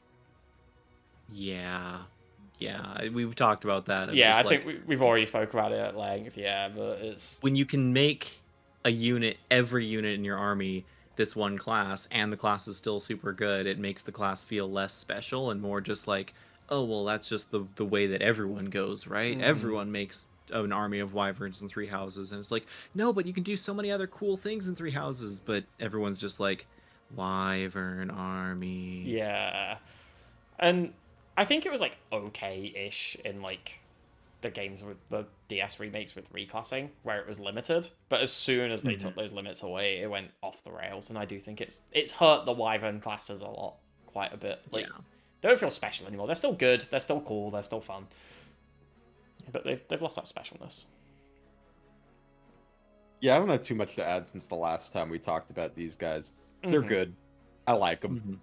Yeah. So speaking of other things with wings, herons. Heron. So Heron is my choice for my platonic ideal of a dancer type unit. Mm-hmm. I don't know about you. I like my dancers weapons free. I like them being just dedicated to doing their one thing. And I think herons were a very interesting spin on dancers. And I wish they got explored further. Like, Radiant Dawn started doing some more interesting things. One with the different directional chance for who got affected, with like Leanne affected the 2 that were like adjacent to her and like across from each other. Yeah. And then you had Rayson, who was 1 but then 4 when transformed. And then Raphael, who was always 4, but was landlocked and had more limitations to him. Yeah. I thought that was interesting. interesting, particularly with Racing, where it's like, okay, you have a choice whether you do just a bunch of single dances or you spend a turn not dancing and using a Laguz stone or whatever, and then you have quad dances for a couple times. And I also like what they tried to do with the different Guldrar in Radiant Dawn, where it's like, okay, you can boost biorhythm, or you can minimize biorhythm of enemies, or you can boost Laguz gauge, or I think there's one where you cure status ailments or something, but they never felt nearly as important or as impactful as just refreshing a unit. And I wish that there was a game where you had something similar to a Heron, where it's like, okay, you get them really early on, but maybe they don't start with refresh. Maybe they just start with like a different song, but as you level them up, they learn more songs, and they'll probably quickly learn the refresh song. But then you have some play of utility things that aren't staves, but could be interesting, and I wish that we got to see those fleshed out more instead of just going back to Dancer has sword. Oh wow. I also like Herons because in terms of the story, it makes perfect sense why both one, you only get one of them because the rest of them have been completely killed off. Yep. And two, why they don't and can't fight, because the chaos of battle actively sickens them if they try to participate. And so it's like, in terms of like gameplay story integration, it works really well in ways that when other games it's like, okay, who's a dancer? Tethys just picked it up from copying a dancer off the street. Does that mean there are multiple dancers possible in the game? Theoretically, but you only have one? Why am I limited to one? Can I not have them teach someone else?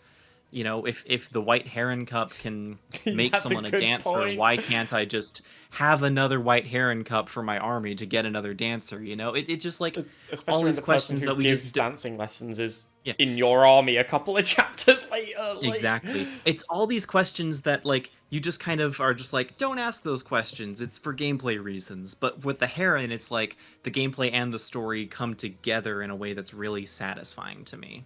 That is really a very, very well put, great point, and I hadn't considered that at all. The story side of things makes so much sense as to like why they're limited in number, why they don't participate in battle.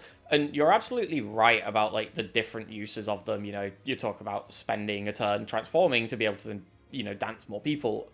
It's probably one of the only times they've given a dancer other actions, and using something other than dance feels good.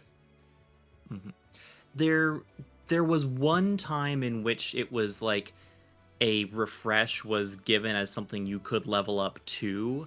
The only other time it's happened is in SOV. If you make Faye a cleric, level her up a lot as a cleric or sister or whatever it's called, and then promote her into a saint, she will eventually learn anew or renew, whatever they call it, which is your equivalent of a dance for that game. But it is a very heavy HP cost spell for basically a dance effect. And I thought that was interesting, but I thought that it came way too late and way too buried down one specific path of a unit you could have so many multiple branching paths on that I didn't really like how it was implemented there. That's definitely valid. Like, it's interesting how they could have approached this differently, but this is the option that they went with. Yeah. I also just didn't even know that Anu was a thing in SOV until much later when I'm like watching other people play the game and reading the wiki and talking about it, because I went Pegasus Knight because I remember playing Gaiden, and Falcon Knights were busted in Gaiden, and turns out they are not nearly as busted in SOV as they were in Gaiden. I think what's interesting about Herons as well is it gives your dancers a weakness. Like, they can just get shot, and then they're screwed. Like, there's no saving that. It actively discourages you from sending them further into the combat than like you can get them out of, I suppose, which I think is almost necessary for a class like this. It adds a lot. Like the Herons, I also like that they give like, even disregarding all of the other stuff you guys raised, which were good points. Like, I like that just making it a heron gives the refresher like a different flavor in Tellius. Like, it's always a dancer or a bard. I guess herons are kind of bards, but like it feels different. I'm like, this is like a unique take on something that hasn't had. I guess Ninian's a little bit a unique take because she's got the dragon thing going on, but like, it's a very different take. Yeah, it's a different take to the different takes. Like it's so it fits so well as well. Like there's an elegance to them, and it like fits the refresher class. I think they absolutely smashed the like actual visual design of this class out of the park with like what it does on the battlefield. It makes so much sense. But yeah, for someone who was introduced to dancers via Racin and Path of Radiance, and then going to Tethys and Sacred Stones, I remember using Racin and not using Tethys, probably because I just didn't get it, but that I knew Racin was like a plot important character, and I'm like, oh, I'm really excited to use him, and then, yeah. Yeah, that is true. Like, obviously a dancer is a unique class, but you kind of don't know that when you get one, right? Like, the fighter was a unique class when you got Garcia, and then you can get more later down the line. But you don't. Like, there's something about Heron, the way it's told through the story, they're told about, what happened in Seren's Forest and everything like that. You know that this is unique when you get them. And that's actually really important to encourage people to using them. Like, when you know something's unique, it's just that extra little prompt to use a class that isn't always obvious that it's good. Yeah. Yeah, it doesn't hit people on the head like Titania and kill things, but, So, away from refreshing and onto horses, tell us about Mage Knight. Yeah, I guess we haven't talked a ton about like magic units yet. No, but there's I really only like been magic Summoner, units. I think. Yeah. And Mage Knight is as far as if you want like a combat mage, here's your class. Great offense, great utility and mobility. I particularly like in FE8 where they're tome staff. That's awesome. I think in most games they get the sword, which tends to feel a bit more like flavor text to me. Like, it's not useless. Like, if you're doing like Lunatic plus Awakening, it's nice to be able to get around the defense skill as needed. But like, usually I just want to use the magic, to be honest. Ilios and FE5 can kind of use both. But what I like about Mage Knights is really simple. Magic feels really strong in a lot of Fire Emblem games. This lets you put it on a horse. Yep, and it's real good. Can't complain with that. Would you include Dark Knight with Mage Knight then? You were talking about Awakening. I did, yeah. I have written in my notes Mage Knight / Dark Knight. Do we also factor in Valkyrie from Three Houses on this list? Because it's in my head, it's the same thing. How did Valkyrie work in Three Houses? The mage on a horse. Okay, I guess so. In my mind, I think of those as there because, like in FE8, it's like the yes, you have both. But like in Three Houses, if it's just magic on a horse, then sure. It's essentially Three Houses. You had Valkyrie, which is the DLC, but then you also had Dark Knight and Holy Knight, which were primarily physical classes, but had some magic access to them. Yeah.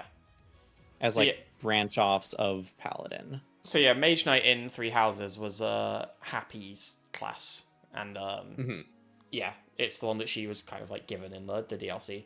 And it essentially, it's mage on a horse, and it gives extra range, if I remember right. It gives extra spell range. It was a fun time. It was a really good class. But yeah, I think Mage Knights they're one of those promotions. I think you mentioned it earlier with Ranger as well. Like, you get it, and you just feel like, yeah, let's go. Like, it just feels good. It feels good to promote into this class. It's not just, oh, I got 3 strength, and I can move 1 tile more. Like, you get a whole horse, which, considering at the point you promote into a Mage Knight, you've already got other units on horses. You know how good horses are. So, it just feels good. Like, gaining a horse usually feels good when you promote, to be honest, but this one just, it hits it really well.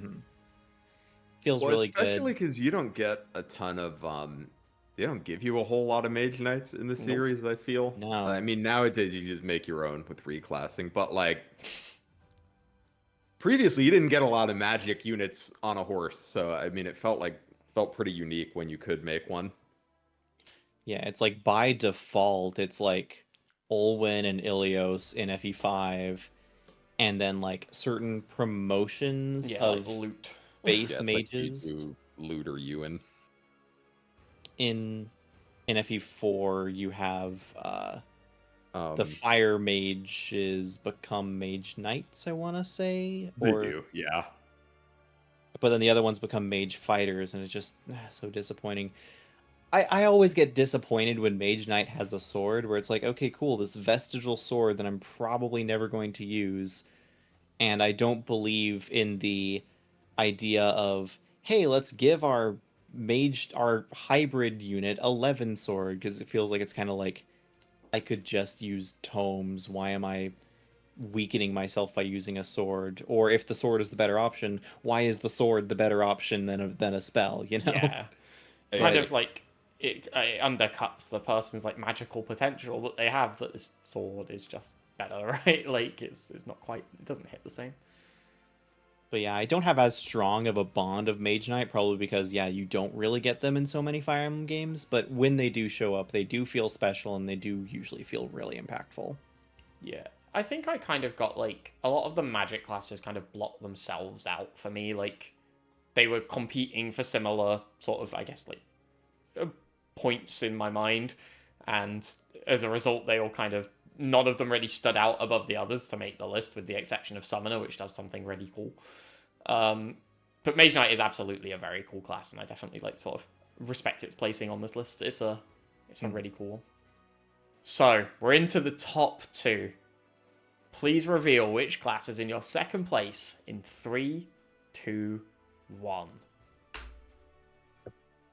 So we have got Hero from ActualLizard, Dancer from myself, and what I can only assume is Warrior from MythrilZenith.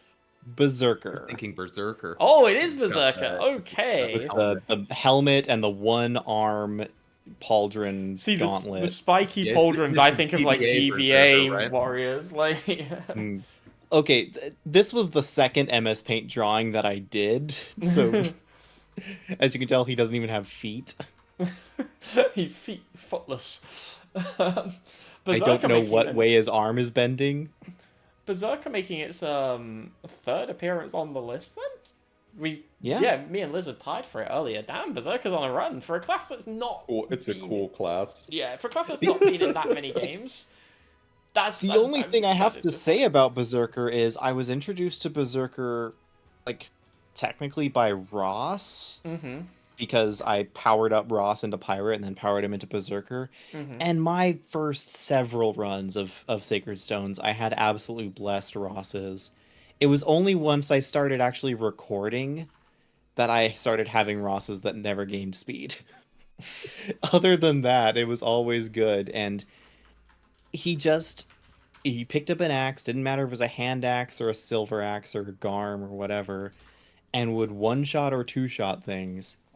And then I played FE6, and I was introduced to Gonzalez and the crit rate lottery of just you either miss entirely or you crit and one-shot.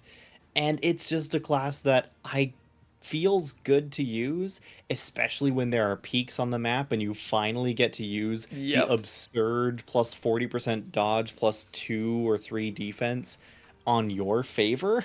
It's no longer an enemy only thing. Like, you can one use of my yourself. go-to strats for chapter 21 of FE6 is to teleport Gonzalez onto the peak at the far southwest of the map. And yeah, it procs like 3 different reinforcement zones, but he kills them all and then ends up like barely coming out of it with, like, he's not hurt, but he's out of axes. Oh my because God. there are so many enemies. They're so fun to use, and there's never a time when they're not fun to use, really. And I think even in Fates, where it's like you don't have the terrain walking and everything, you still have the crit rate lottery, especially if Arthur is your Berserker, and it's still just really fun. Yeah, I think, like, it's a fun class that makes a great first impression is, like, the perfect way to describe Berserker. Like, you get access to things like, okay, you've had Walker water walking with pirates, but you get it on like a promoted class now, and it just feels good. And yeah, I mentioned earlier, but Dozler just running around with an axe, cracking people in the head, just feels cool. It's also a class that you see it and you immediately know exactly how it's going to act, exactly what it's going to do, and if it's an enemy, exactly how to counter it. Use a fast, dodgy sword unit, and they will not be able to hit you. But you use yours, and you will chew through anything you can hit. Yeah, I think it is kind of similar to, weirdly, the points I made about Black Knight in a way. Like, it had one job, and it executes it really well. I didn't want this class to be really fast. I didn't want this class to be able to, like, you know, to be super common even. I just want it to hit people, and it does a lot of damage, and they have a lot of crit. Yeah. Like, and it just nails it. I will say I didn't recognize that Berserker was in Path of Radiance when I first played it, because replacing the, like, iron helmet and one gauntlet with, like, the fur boots and cloak and whatnot, now I look at it and it's totally fine, but it was like I didn't recognize it as a Berserker. So yeah, I will be honest, Path of Radiance Berserkers didn't factor into my list at all. Well, I do think that this is a class that maybe would have gone higher on mine if I thought they were like I don't know, they're not consistently as good as I'd like them to be. Like when Berserker is done right, I'm all about it. But like Engaged Berserker, for example, does not excite me. No, when it's done in a forgettable way, it's like the class doesn't even exist. But when it's done in a memorable way, and honestly, it's just max out their strength, give them high crit bonus, give them terrain walking. I think they're done well more often than not. Yeah. I think that's probably true. I think they hit on this concept more than they miss, for sure. I'd like to see them return, but you're right that I'd like to see them get some of that flavor back, like the additional crit and things like that. Like it's something that would benefit them a lot. Berserkers without terrain walking don't feel like Berserkers as much to me. Yeah, they just feel like really agree. strong. They just feel like warriors if they're not walking on terrain. I do think this is also one that like loses something a little bit with like reclassing, because like it was kind of cool having like, oh, I have all of my like fancy knights, and then here's my shirtless dude, like shirtless dude with a big axe, and like he's the only one I've got. They made really cool enemy bosses as well, with like it was just they have a feeling about them, and like it feels so tied to the character more so than I think a lot of classes does. I think we said it about like Wyvern previously, but like when anyone can be a lunatic running around with barely any clothes on, smacking people in the face with big axes, like it loses a lot of its specialty. Passed your bandit exam. Like it's just a bit of a weird one, really. It feels so tied to like this person is reckless and this person like is just all in. They're just gonna focus on hitting people, and that has to be reflected, I think, in a character's personality. Yeah, and like when I think about what was like exciting and special about Hawkeye to me is I was like, I've never seen a unit like this before. Yeah. Oh, Hawkeye's unique sprite goes hard. Yeah, it really does. I have a weird question, but would you, like, obviously they're not the same class, but would you class War Master as like a spiritual successor to the Berserker? Because they kind of give me a similar vibe. It's weird to me, of like, yes and no, I would say. I think yes in terms of it's the closest the Three Houses gets to that feel of just, I'm on the ground, I'm not on a horse, I'm not in the sky, I'm just going to take you on in melee range and take you to the ground. Yeah. But there also is like, they definitely, the unarmed brawling feels like so much of War Master's thing, which doesn't feel Berserker to me. That's definitely valid. To me, I say feel it's like bad, but War Master does kind of feel like Berserker if you went to school for it. Like, like I got my degree educated Berserker. Versus I'm a self-taught Berserker. Now I'm just imagining Dozler in a graduate's cap. Like Yeah, it's an interesting one for sure. But I'm glad Berserker made like a really high appearance on these lists. It was on mine, but it was quite a bit lower down. I'm glad it got as high as it did. It earns the fun points in spades. For sure, it definitely does. So, Hero is another one. Actually, all of these are making a reappearance at this point. But yeah, Hero is making its second appearance on the list. Yeah, Hero's like all reliable to me. I use one every game. Up until pretty recently, you could be pretty confident they were going to be good. It's full of a lot of my favorite units, especially like certainly I have some nostalgia for the GBA ones. Like, you know, I have an easier time with this game now, but when I was a kid, FE7 felt pretty hard to me. So like Harken was like a godsend. Yeah. Or like in FE8, you got Garrick, and it like kind of I was like, oh, game's over now, I guess. Got Garrick and Seth. That's all I need. They had cool animations. I think they like as characters, they tend to be fun. They were consistently in all of the games. Like if you go back and play, and you play FE1, Ogma's great. FE3, Ogma's great again. That they're good in 5, 6, 7, 8. I guess they're not in 9. What do you mean? Grail's good fantastic. In 11. Great in Awakening. And I don't know, are they any good in Fates? I don't know Fates well enough. Soul, I've heard a number of people reference Soul in their builds as something to get, but outside of like 1 or 2 chapters where you stick Xander as a hero so he doesn't have a cavalry weakness, it's not. I feel like a people super usually notable like thing. dip into it for Soul, right? They don't like. Yeah, you dip into it for Soul, and you try to time that dip for avoiding a class weakness they otherwise have. Yeah. And then it's not the best in 3 houses and is randomly male locked for reasons. Yeah, it does get Vantage built into it though, which is kind of cool. Yeah. It's all right in Engage too, if you're like into the chain attack stuff. But it's not like ye old days where like I like in FE3, you've got like half the maps that are indoors, and you're like, oh, the hero is my best unit. FE3 really makes you love the infantry units whilst also still loving the cavalry units. Yeah. Somehow Dismount worked in that way in ways that I think it didn't in other entries. But yeah, it's really disappointing when you get to Engage and it's like Hero has like the worst base stats of any infantry class. It's like a it feels support like class now.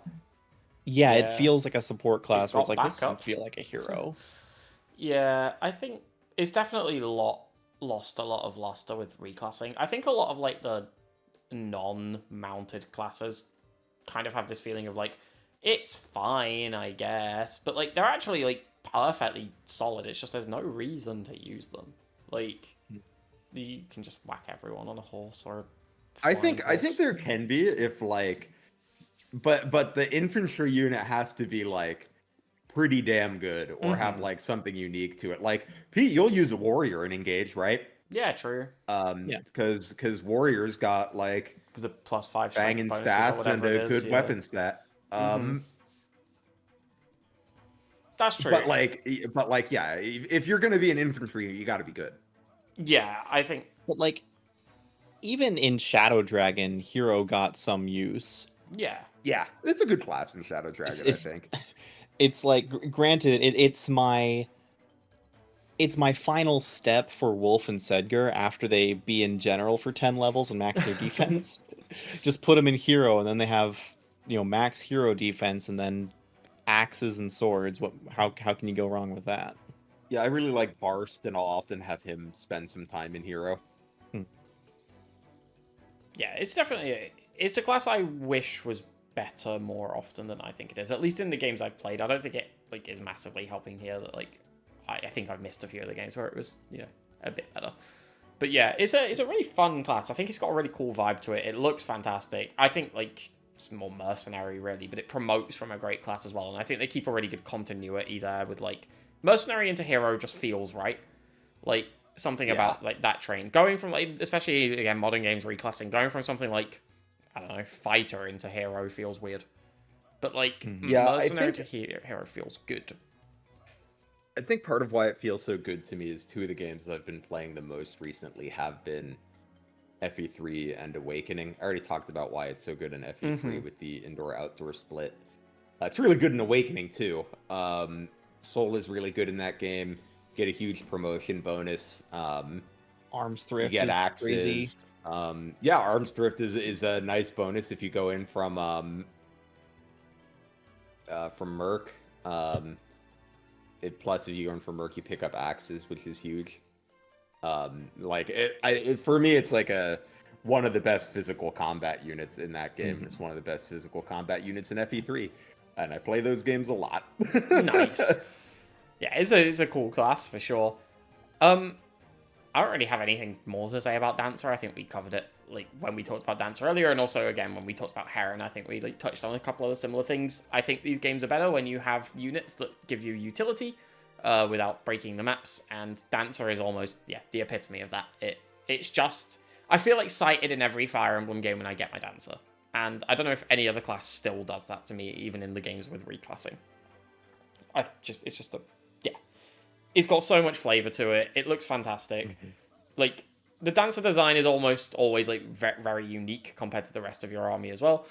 I even think like in Three Houses it retains a lot of that joy, because there's something inherently fun about like, you can either pick a unit who really wants to be your Dancer and make them your Dancer, or you can pick a unit who doesn't want to be your Dancer, and it's really funny. Like, okay, Felix, you guy running around with a sword killing everything on the battlefield, you're now going to dance. It's inherently fun. It's just a fun class, isn't it? It's unique and fun. I even thought Seedall in Engage was a pretty valid Dancer in terms of like, okay, well, when you don't have a point when you want to dance, you can use your key guard. Yep. Or there weren't really a lot of times when I was like, oh, I definitely want to use this emblem on Seedall because I'm mostly going to be spending his time dancing. But even then, having a unit that didn't really care about having an emblem on him still felt nice, because then it didn't feel like I was like out an emblem with a deployment slot. It was like giving him a Sigurd, so you could get like the big move. 11 move Dancer in a game where 4 move is base and 6 move is high. Yeah. I will say actually as well, Fire Emblem Three Houses, giving your Dancer the fetters of Dromi so they've got Kanto is just fantastic. That's one of like the I do like in Three Houses, you do like Dancer Dorothea, and you get like Meteor support on your Dancer. That's fun. One of these days I will play Three Houses with like after having played the DLC and like play a normal route and actually play with those things. Yeah, it's a lot of fun. I think in almost every game it is, and I think it's survived reclassing better than basically any other class. I think it's like that's because it's not touched by it, right? Exactly. It's not touched by it, and even when they are impacted by the changes, like they're not just dancing anymore. They have combat prowess. I think it adds to the unit. Like, again, I enjoy Batrath dancers. I think it's funny. And even when you have like battalions who can dance as well, you still want your base dancer. You do still want your base dancer. Infinite dancers is a very good thing. Like, and you can also like dance and then battalion dance on your dancer, and then you can dance again, and you can just keep dancing forever. It's brilliant. Anyone who's played a ROM hack or whatnot where you got 2 dancers knows exactly why we will never get 2 main class dancers on the same army at the same time. Nils and Ninian. No. Yeah, it's a fun... It's just a really fun class. I think it just adds to every game. And yeah, I don't think Fire Emblem would be quite the same without a class akin to Dancer in it. Yeah. Okay, so... let's go into our number 1 picks. Lizard and Zenith have both said theirs haven't been mentioned. Mine has came up previously. This will be interesting, because it means we're going to have a lot to say 3.5 hours into this recording. Let's reveal our picks in 3, 2, 1, send. Okay. Yeah. Let's do it, Sage. So we've got Sage from ActualLizard. Is that Sage from you as well, Zenith? It is supposed to be Sage, though it does look like a bit like Sophia on a bad day. Or like Lucina, but she's like got like stuck in a shower curtain or something. Like, Look, I tried to do Pent silver braided hair. It didn't go so well. And then from myself, we have Paladin, and that is meant to be Jagan, not Edelgard, and that is a horse, not a unicorn. I can tell you took the Pegasus and just clipped the wings off. I just rub out the wings, let's go. But can it be a unicorn? Because I kind of like it as a unicorn. It would be cool if it was a unicorn, right? Yeah. Also, that is a... I think Lizard there's a and Zenith Royal sea Knight support. or something that's a unicorn in like Engage or something. Yeah, I think you're right. But yeah, that's a Lizard and Zenith C support is your first match. Congratulations on achieving your C support. You now have 3 extra hits. I'll run through mine real quick first because we touched on it way earlier in the video. But yeah, for me, this is the most iconic class in Fire Emblem. Like, when I load up a Fire Emblem game and I see a Paladin at the start, I'm like, yep, this is Fire Emblem, alright. It's... Some of my fondest, like, childhood memories playing this series are using Seth to just mow down entire armies. And when I was a stupid child playing FE8, and I was, you know, not resetting maps because it never even crossed my child brain, and all my units were dying, and I never even thought about restarting to get them back, I don't know if I'd still be playing Fire Emblem if it wasn't for Seth carrying me through that game. So, yeah, I think I owe quite a lot to this class in terms of why I'm a Fire Emblem fan today. And...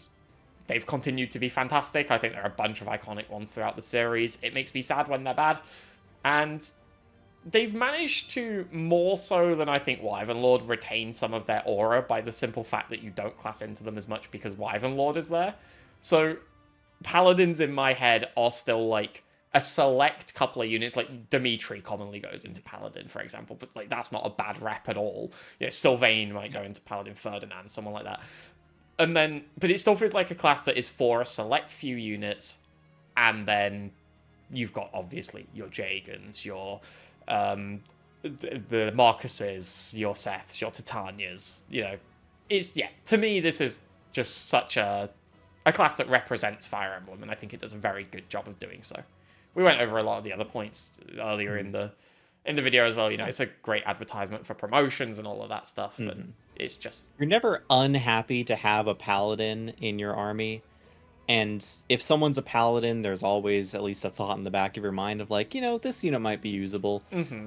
Like, there's even a part that makes you tempted to use like Mathis or Violent or Rocher just because you know they'll eventually potentially be a Paladin, though not having infinite promotion items until like super late secret shops are not great for them.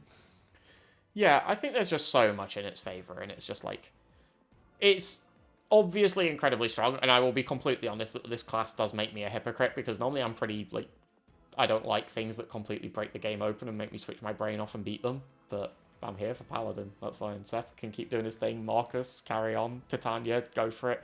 Like, yeah, Warp, get that out of here, Wyvern Lord's mount, like, just killing everything. Like, yeah, that's not great. But Paladins, I'm alright with that. That's fine. This is my guilty pleasure, but yeah, it's... They break it in ways where you're still interacting with all the core elements of the game. Exactly. I think that's a very good way to put it. Like, the way in which it breaks the game is still, for me at least, I still find it fun. In a lot of instances anyway. I do think, like, Seth might be a bit overkill sometimes now that I'm not 9 years old and stupid. I mean, I'm still stupid, just not 9 years old. But, yeah, it's just an enjoyable class, really, at the end of the day. Yeah. Paladins are really good, but they're really good in, like an honest way. Like, I'm playing Fire Emblem with a good unit, whereas, like, if I do warp skips, like, in Arcanea, I'm like... to an extent, I'm not even playing Fire Emblem anymore. I'm not entirely sure I'm playing this game anymore. Like, yeah, like, they give you Seth, and he's meant to be incredibly strong, and he is. Cool. And obviously, at this point, we know that Warp's meant to be as strong as it is. Otherwise, they'd stop making it as strong as it is. But it still feels like it's not meant to be as strong as it is. Well, they keep trying to dial it back, and it just keeps being good anyway. It's like the difference between Paladins and like Warp is the difference between a glitchless speedrun and a any percent anything goes speedrun. Yeah, and I think like if you want to not use a Paladin, it's also quite easy to just not use them. Like, you can just not use Seth to hit things. That's fine. It's quite an easy sort of thing to rectify if you think a Paladin is too strong. But yeah, for me, they're just a very cool class. They're just cool. I like them. They're top of my list. Vibes. But Sage is a new entry, making its first appearance on the list twice. Lizard, why don't you kick us off? Why is Sage at the top of your list? Yeah, I love this class. I said with Mage Knight, I really like magic in Fire Emblem. And to me, this is the quintessential magic class. It's full of a lot of my favorite characters, like Saleh, Urk, Asbel. So I tend to like the way they write characters in this class. Merrick. They're usually pretty strong. Often really strong in the case of like Asbel and Pent, but in a way that is a little more interesting to me than maybe units that can just Juggernaut, because your Sage usually can't do that. Maybe Asbel can, but like usually they can't. I think staff utility adds like a little extra dimension to them versus just being like a normal combat unit. Siege magic, when it exists, feels like a cheat code that you get to use 5 times, so it doesn't feel too crazy to me. It's like a really fun thing you get to do, but because it's limited, it doesn't feel like cheating. And they usually have like really good animations and outfits too. GBA Sage is great. I particularly love female GBA Sage. Gets like these long opera gloves that I really like. Good class. It is a good class. Zenith, how about you? Is it similar reasons? Similar, yeah. Sage is a class that walks the borderline every game it's in, except for Tellius, of being like, is this balanced or is this a little bit too strong? It's never like far and away like, oh, it's completely dominating the game and completely destroying things. But it also is like, it's never bad. Again, asterisk, except for Intellius, but even Intellius, Sage is still my guilty pleasure because I love using Sorin and even Tormod to an extent, and Ilyana. Like, I love all the magic units in there, and I usually just love most mage units in general. Sage feels good to play with. GBA Sages in particular are just like, if they get a little bit more bulk than what they're normally given, they run away with the whole game. You have super... And the spells, despite a lot of them being, like, dark, light, anima, sure, whatever. Within anima specifically, there is so much variety of spells just with how the base stats of the tomes differ, where it's like, okay, FE6, I love playing FE6 not only because I love using Rutger and Fear, but I love using Lu and Lilina with 100 accuracy fire tomes in a game where like a steel axe is 55 accuracy. And so it's like air caliber and fire being super accurate there matters a lot. Having thunder be middling weight, not heavy enough to weigh down Pent or Selah, matters a lot. And it's all these different things that you start noticing with the small differences of the spells that having Sage, particularly in Anima here, is great in the GBA. And then when you step backwards in time, it's like, okay, Sages don't exist in FE1 technically, it's, Bishop, whatever. But like FE1 mages are crazy. Not having a resistance or magic be a stat is crazy, and mages still work. FE3 having magic start being a stat. I guess technically FE2 was that, but it's combined power. And then you like FE4, whoever gets Forseti will go crazy, and like you sit your Forseti user against the entire Grauenritter led by Ishtar, and your one Forseti user will win that fight hands down. There is no question about it. And that level of power fantasy feels amazing. And I love that Sage provides both like the big power fantasy here with Lewin and Forseti, but then also like the top end of feeling, quote, balanced with like Pent and Selah, with even the games where they kind of feel weak in, like, Tellius, I still want to try it and want to love it, because also having staff utility on a unit that is also primarily a combat unit also just feels really good. And not having to, like, dedicate a staff unit, where instead I can dedicate a combat unit, but then have them be able to use the staff when I really need it. I love sages. They're great. Sages are really cool. And yeah, I think, like I said earlier, a lot of the magic classes didn't make my list because they kind of ate into each other's sort of spots in a way. But they're a really cool class. Having access to all 3 schools of magic is really fun. And that promotion choice in FE8 between Sage and Mage Knight is always very difficult. It's a really fun class, and it offers so much. It feels like a very justified promotion to Mage. It feels like a very natural promotion as well, as what I was saying. Mm-hmm. Like it's a very Myrmidon to Swordmaster-esque promotion. Like, it's more of what you have and cooler. Yeah, exactly. It is an upgraded mage in every way you would kind of want it to be, and I can completely see why you guys have it as your number one. It's a really cool class, even if it does look like Lucina wearing a shower curtain. So that wraps up each of our individual top 10s, and it does mean that we have the overall top 3. So, in at 3rd place with 14 points is Dancer.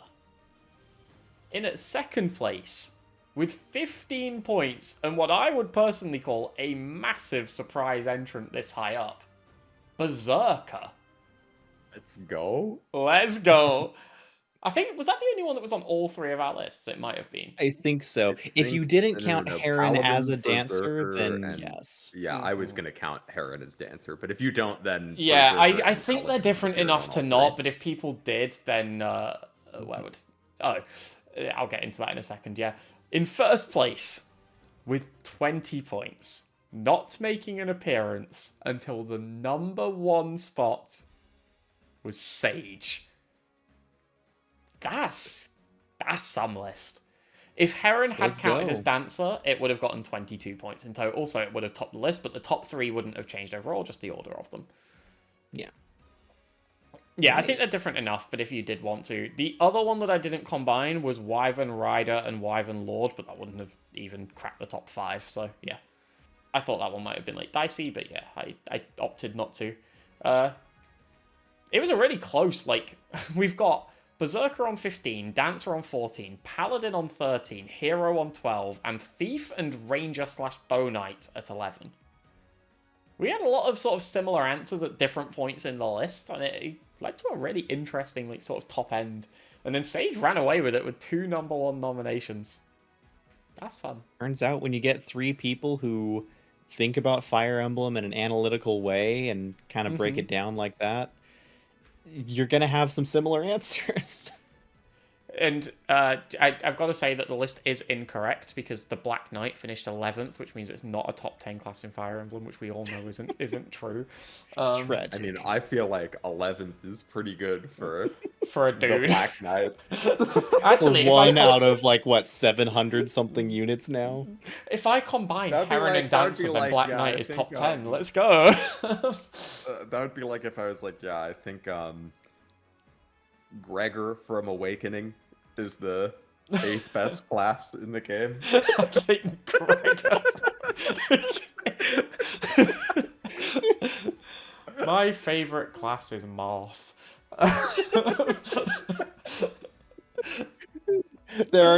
We like to say there are no wrong answers, but we might be finding some along the way if we keep going any longer. Wait till we get to my worst some list. are less right than others. Yeah, maybe so. We're knocking on the door of the 4-hour mark, so I suppose we should wrap this up at the end of this monumentally long video.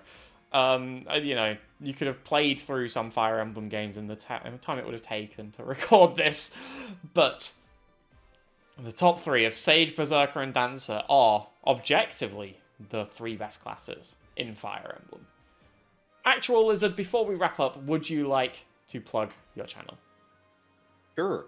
You can find me at ActualLizard, where I talk about Fire Emblem, unsurprisingly. Do you talk about it for 3.5 hours at a time? I don't know if I've ever done one that long.